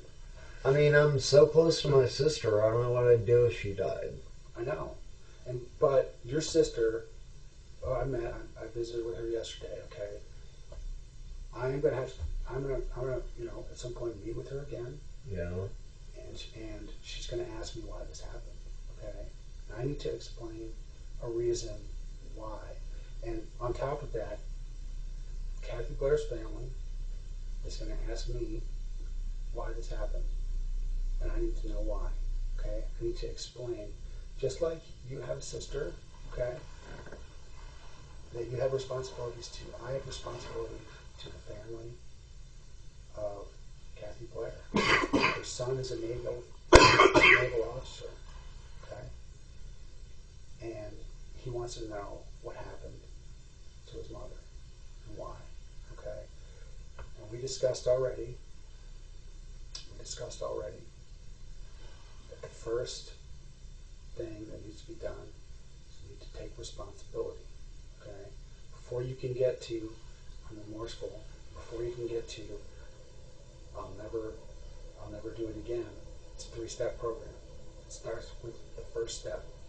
The first step is accepting responsibility for what happened. Okay? So I know that you were scared for your sister. Okay? I know that Tim made you go in. Okay? Now you need to tell me what happened. All of it. What happened inside the house. Okay? Because I will happily and gladly go in front of the jury or anyone else who's making a decision in the case. Now I'm showing pictures of what happened. Okay? I can tell them that way. Or you can tell them your way. But they're going to know about it. There's no doubt about what happened. There's no doubt about who did it. The only question is, why? And we need to know. Okay? Shawn, we spent a lot of time together, and I don't think you're a bad guy. I mean, we have been sitting here, and I'm thinking to myself, this is a guy who's a decent guy. So I can't reconcile that, with what I know about the case. You have to explain it. People are going to paint you as a monster. You have to explain it. You have to explain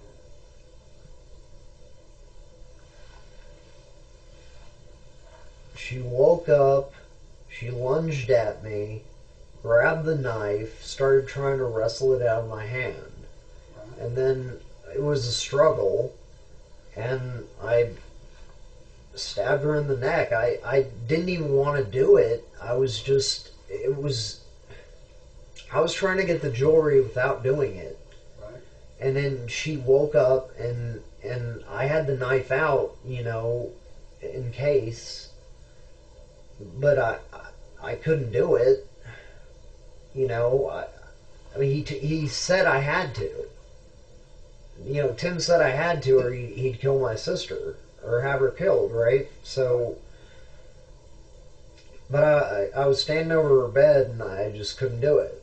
But, so I started doing her jewelry, and she woke up, and she just was trying to fight the knife away from me, and I was trying to, she almost got it away from me. She got one of my gloves off, and I was just, I don't know what happened. I just blacked out. I remember stabbing her in the neck after I got the knife back. I don't remember much else. Okay. And then what happened? There was a fight I know there was a fight on the bed, and then something happened after that. Did she get away from you? What happened? Well, I mean, she fell off the bed. Okay. And what happened once she fell off the bed? I mean, she just said, "Go away" or something. Okay. And that was all. I mean. And what happened then? I don't know. I mean, obviously at that point, you had to finish the job, right? Regardless of whether you wanted to do it or not, you had to finish. So, how did you finish the job? Well, I told you, I don't even remember. I don't, after the fight and the first stab, I don't remember a thing. In the first stab, how many times did you stab her? Just just once is all I remember. Is I just blacked out. What did you take from the house? Just the stuff from the jewelry box. Describe some of the pieces. Just rings and stuff. I wasn't even looking. I just dumped the drawers. I didn't care. I didn't want it. It was just what I was told to do. Where was the jewelry box in the room? It was right by the door. Okay. And where did you dump the drawers? Right next to the jewelry box. And earlier you said it was a white pillowcase. Where was that from? One of the other bedrooms. Okay. And that was it? Just the jewelry out of the jewelry box was what you put in the pillowcase? Yeah. Nothing else out of the house? I don't think so. Let me ask you one question. Okay. Tim, where was Tim at when this happened? In the car. So he actually drove to the scene. Okay. And did you drive or did he drive? He drove. Okay. And he waited for you? Did you call him once you were done? I think so. I don't remember. I told you. I swear I blacked out. I don't. It's important. So it was the butterfly knife, or was it some other knife? Yeah, it was a butterfly knife. Where's it at now? He got rid of it. Do you know what he did with it? No. How about the jewelry and the other stuff? I guess he fenced it. I don't know. And this would be really important because we want to make sure we make a case on Tim. And we have to make a case on Tim. And the way we do it is link that stuff to him. So anything you can think of about how he got rid of it is going to really help us with that. He has fences. Do you know who? No, I mean, he wouldn't share any of that information with me. What about the clothes you were wearing? Where did they end up? He bagged them up and got rid of them. Where did he get rid of them? I don't know. He did it himself. You think he still has them? Maybe. I mean... What about the shoes you were wearing? We got rid of those too. What kind of shoes were you wearing? It was like shoes. And whose shoes were those? Were those yours? They were mine. They were like waiter shoes. And where did you get them from? Like when I was working at... Okay. Did you buy them through the company or did you buy them directly from shoes? How did that? I don't remember because I got one pair of shoes when I was working at TVs, and I got another one later, so I don't remember. But I mean, what did you do with those shoes? He took them, put them in a bag, and said he was going to get rid of them. That's all I know. Okay. What else can you remember? So let me ask you this: you mentioned something about she had who had screwed him over. That's all he said. How? Screwed her over? No, she screwed him over. Okay, is what he said. And this was this something that Tim wanted done because he was angry with her, or was he? It was something Tim wanted done. Yeah, okay. And he said, "You're going to get some good juju from this." Right. That's what he said. Told me afterwards. Okay. It almost made me sick. Well, I mean, the whole thing made me sick. So, did you have any communication with him about this, like texts or anything like that we might be able to retrieve that we can show that Tim was involved with this? Well, he doesn't text. He doesn't text. Okay. All right. Well, we'll continue to work because I want to put a case on Tim. Tim's behind this whole thing. So let's talk about Brentwood. Let's talk about that one. Brentwood, are you talking about the third one? The old people. Yeah. What about it? So what happened on that one? I'm not involved. You're not involved in the Brentwood one? No.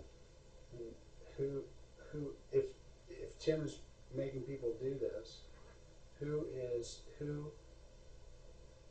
would he make do that? I mean, The only guess I would have off the top of my head is, you know, because he probably owes them money for, you know, he deals in meth, and he probably had the guy on credit. He probably said he was going to have him killed. He's already told me he's going to have him killed. You know, he already said he was going to kill him. And, you know, I don't know,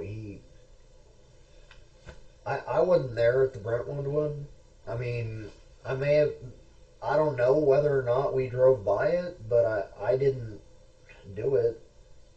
Okay. Well, that's really important, and the reason I say is because, you know, I mean, I think we understand what the deal is. I mean, we understand that you're basically under the power of Tim and all this is going on. So, you know, I mean, whether it was one or more, it doesn't really. Yeah, but I mean, I'm telling you. Okay, no, I know, but you know, but bear in mind, you told me a lot of stuff. I know, but I mean, I just that was too much for me. That one. I mean, it wasn't. I couldn't even do it until she attacked me. Right.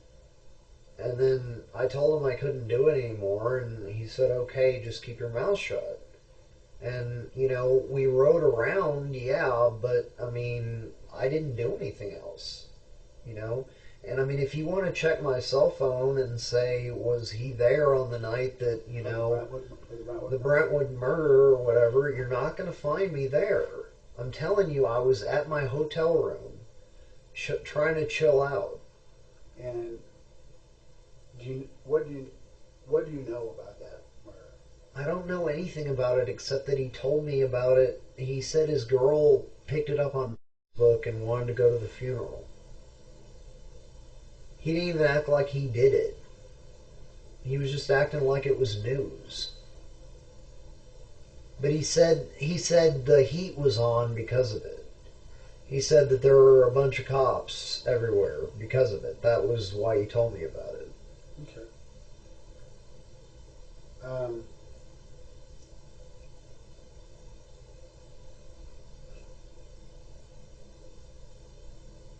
right. You have any questions for me right now? What's going to happen to me? Well, we're going to decide. Okay.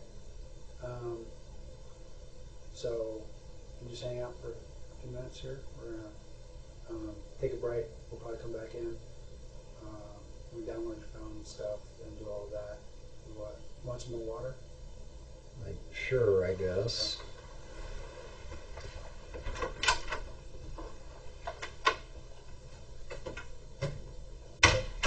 All right. So this is what we're going to do. So what we're going to need to do for right now is we're going to place you under arrest for capital murder. Okay, based on the information you've provided us. Okay. We'll present formal charges here in the next day, but we, but at this point, I don't feel that we can really allow you to leave. Okay, I think that what you've told me is important because we have an understanding of what happened.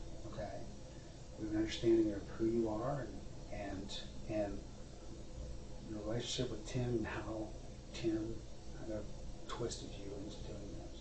Okay, but what I need to do right now is I'm going to advise you of your rights. Okay, and you can make a decision as to whether or not you want to continue to speak. You have the right to remain silent and not make any statement at all. Any statement you make may be used against you at your trial. You understand that? Any statement you make may be used as evidence against you in court. You understand that? You have the right to have a lawyer present to advise you prior to and during any questioning. You understand that?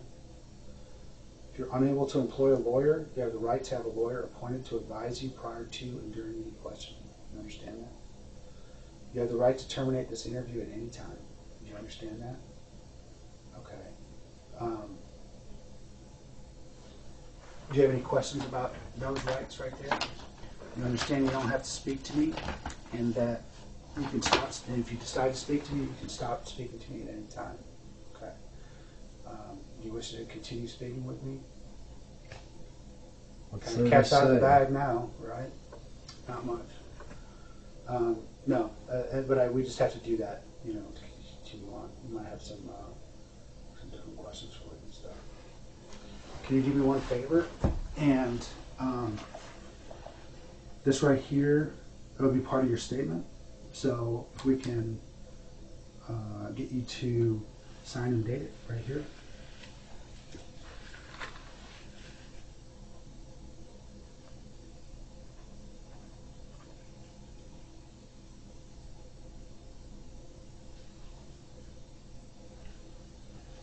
What date is it? It is right now the 10th.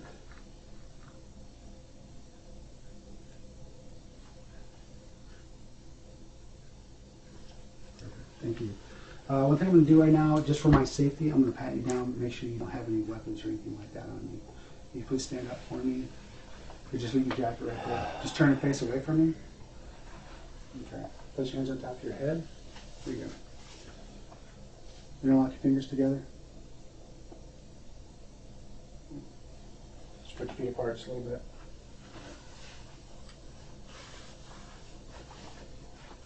I'm just going to remove that items from your pocket here real fast.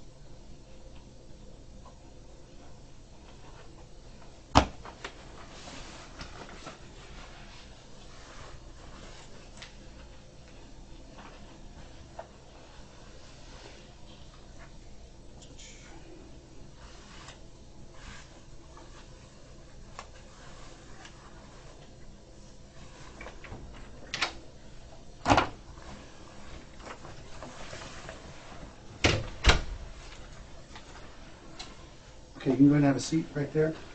Just going to check your jacket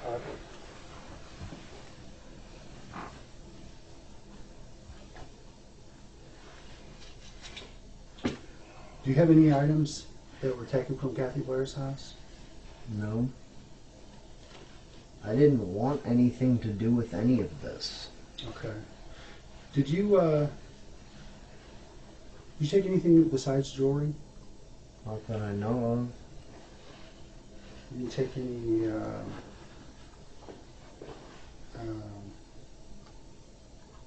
credit cards, purses, identification?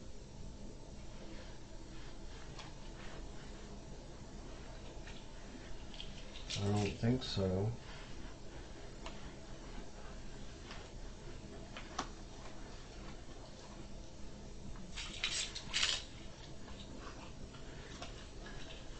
It's all hazy. What's that? It's all hazy.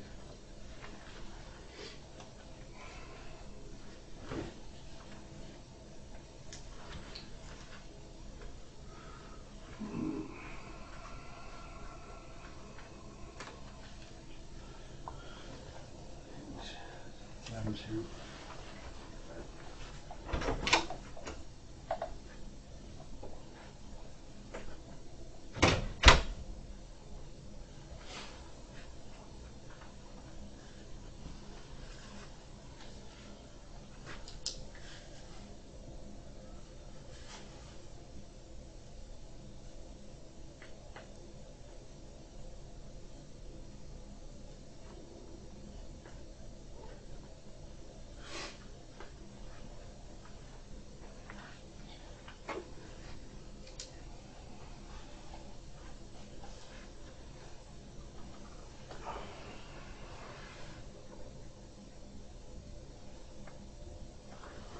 What's Tim been saying to you ever since these deals? I mean, were you planning on going back there? I don't know. I don't think so. I mean, now that he's in jail, no. You know, I'm still friends with him.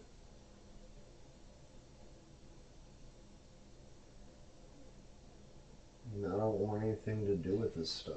What? So you said that she said something about she did something to a or something? That's what he said. Did he know? I guess. What did he say she did to him?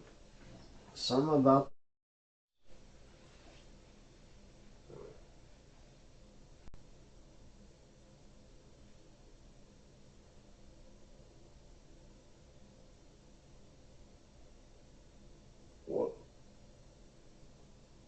What else did he tell you? That was it. He really didn't tell me much. Who did he tell you to expect in the house? Just her. What about the other house? I wasn't in the other house. Oh, you weren't? No.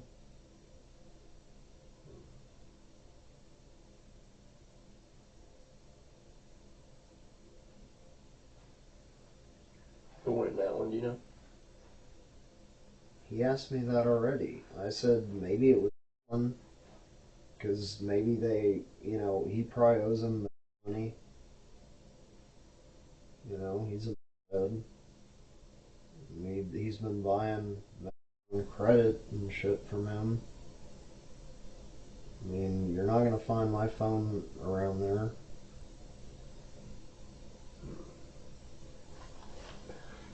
Did he tell you to call him when you were ready?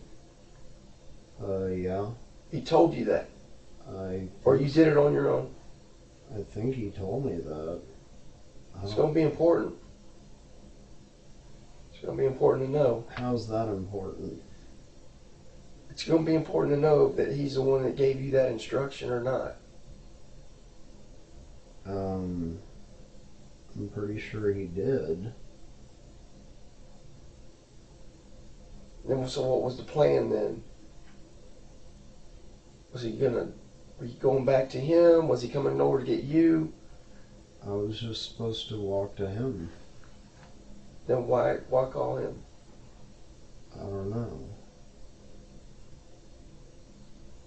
I guess I don't remember. I really don't. I believe you. But sometimes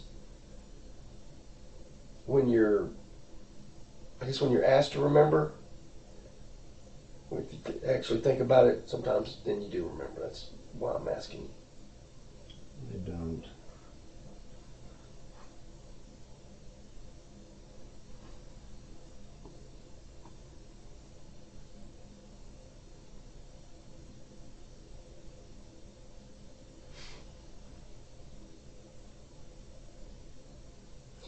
So, what did Tim tell you about the other one? He just mentioned it like it was a news story. He said that, you know, there was a lot of heat in town because of it. That was on the, 21st or whatever. Mm-hmm. But you knew better than for him to think it was just a news story, though, right? Because of what happened before. I had my suspicions, but I mean, what was I going to do about it? Yeah.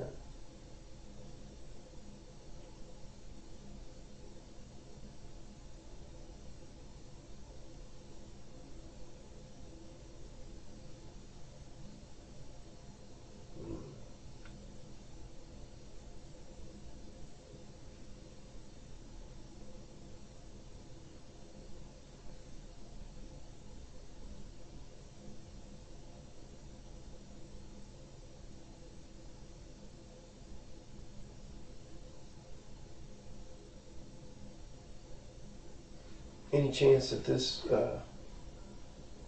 Kathy Blair's family's going to get any of her stuff back?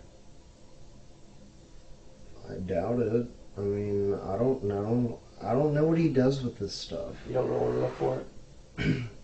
I would have no idea. I'm not involved with his operation. He just... You didn't get to keep any of it? No, he didn't give me anything. I got nothing. He just threatened my sister. He said my sister got his, view on meth and he was gonna kill her if I didn't, do this. And I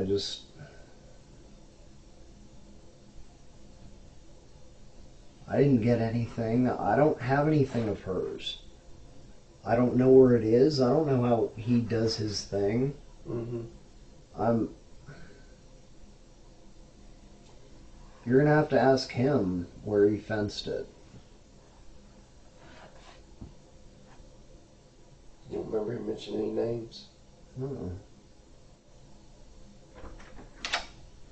I'm sorry, Chair.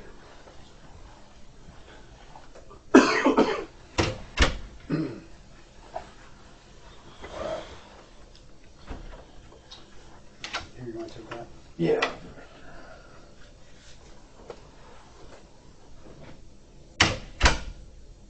Well, I thank you for being honest with me about what happened. It does mean, I know it seems odd, but it does mean a lot to me that you were. I think it says a lot about you that you take responsibility. Well, I don't wish this all had never happened. I wish I'd never met these people, so that Yeah, I agree I with was you. just trying to help my sister. Right. I couldn't let him kill her. I completely understand. I mean, I believe you. I mean, I think that we would all do anything to protect our family. And that's what you were doing.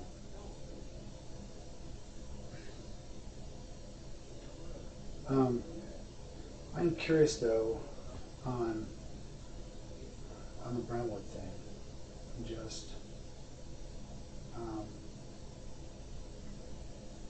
and I know it's one of Parlin's things, Yeah. just like this one. I'm sure it is, but I wasn't involved. Would you tell me if you were? I would at this point. What's the difference? Yeah, it really doesn't make much difference. The only thing that maybe make a difference is if you, I mean, if you were involved with it, and then, we're not saying that, then again, it looks kind of bad. That's our main thing. I mean, and I realize that, you don't want to, say, oh, this is, you don't want to look bad. It's embarrassing. But we understand the situation. We understand what it is with Parlin. This guy's been a con man since '93. That's what I was telling you. It's like that's what he does. He gets people to do his dirty work, so he doesn't have to do it. And I really want to make sure that he pays for it. That he pays the price. What happened?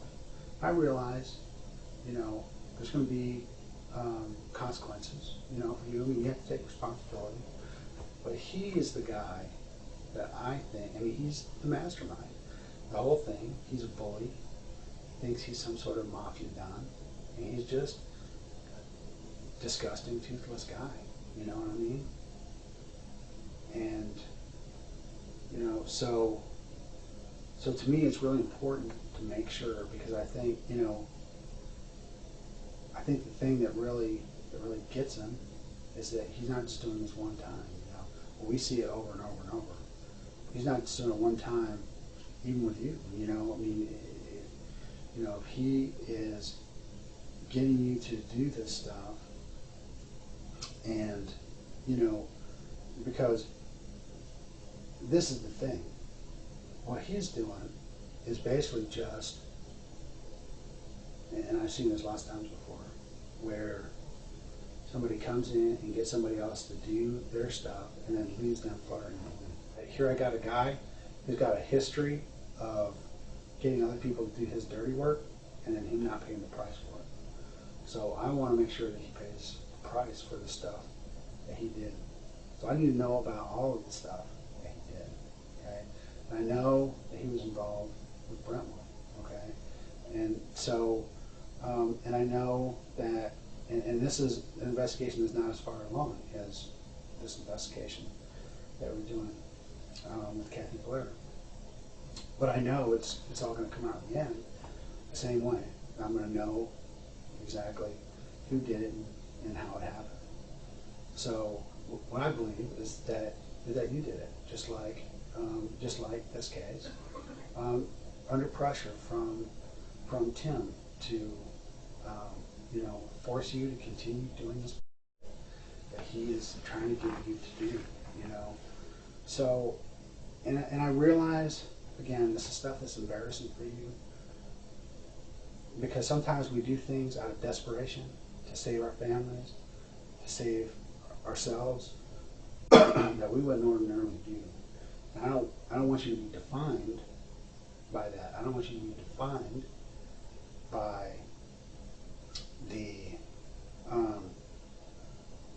by something you did at a moment of weakness, you know, as opposed to, you know, I get the deal. I understand what it is. You know, I don't think you're a cold and calculating, you know, person who's trying to, you know, harm people. What you are is you're somebody who's under the spell of a guy who's like a Charles Manson, you know, guy who is just one part like personality, persuasiveness, and 10 parts bully. He's more of a bully, you know, than Charles Manson. Charles Manson's more of a, you know, charismatic. Charismatic. And I you know, I think that Parlin has charisma in his own way because he's a big talker, you know, a big BSer. But he doesn't, you know, but he's more just a bully. You know, he uses threats, he resorts to that. So I need to know what happened on Brentwood. I need to know what it is that happened. Because I know, one of the things I know from both scenes, and I saw it immediately when I went there, is it was done by the same person, you know. So it's, so, you know, so that's why, it's what, you know. What makes you think that? Well, there's a lot of different things, you know, and a lot of it, you know, goes into, you know, just experience and stuff, but in terms of how the methods were done, you know, the methods of how it were done, or how it was done, things that were taken, you know, the things that, the people that were done or not done inside the house, just things like that, you know, with years of experience you can look at.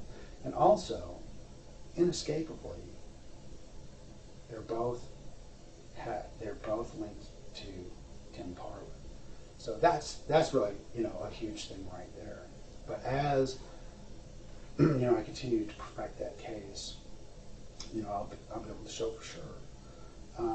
But I think that this is something right now I want to put on Parlin really bad. You know, I really want to nail this guy. I want to show that he is a guy. He's not just one time, one-off deal, but it's just repeatedly, for whatever reasons, is doing this, is making you do this. You know, I don't know why, what his motivation is for this, but I think it's really important that we understand it. You know, that I understand it, so I can do what needs to be done. You know, so I can make sure that I put a case on him, because he's an evil person. You know, an evil person. So, you know, with Brentwood things, it's a little more complicated. I think, you know, in those cases, you know, this is something that really needs some explanation. I think we really need to understand why it is that this happened. You know, what it is that Parlin told you. I want to know why Parlin chose these people. What is it that he decided was? I don't know, and I'm done talking. So you don't want to, you don't want to continue to talk or clear this up. I don't really want to continue talking. Okay. Do you want to terminate the interview? You know, I'll leave and go back to Austin, if that's what you want. I guess. So yeah, you want to terminate the interview? Sure. Okay.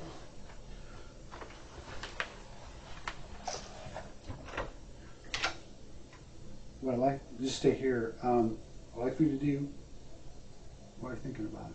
Okay. Do you know what we talked about? Okay. You'll know how to get hold of me. It's really easy with APD homicide. Okay. But I need to know what happened on Brentwood. Okay. Because that is in the mix as well. Okay. And unfortunately, you're the only guy who can like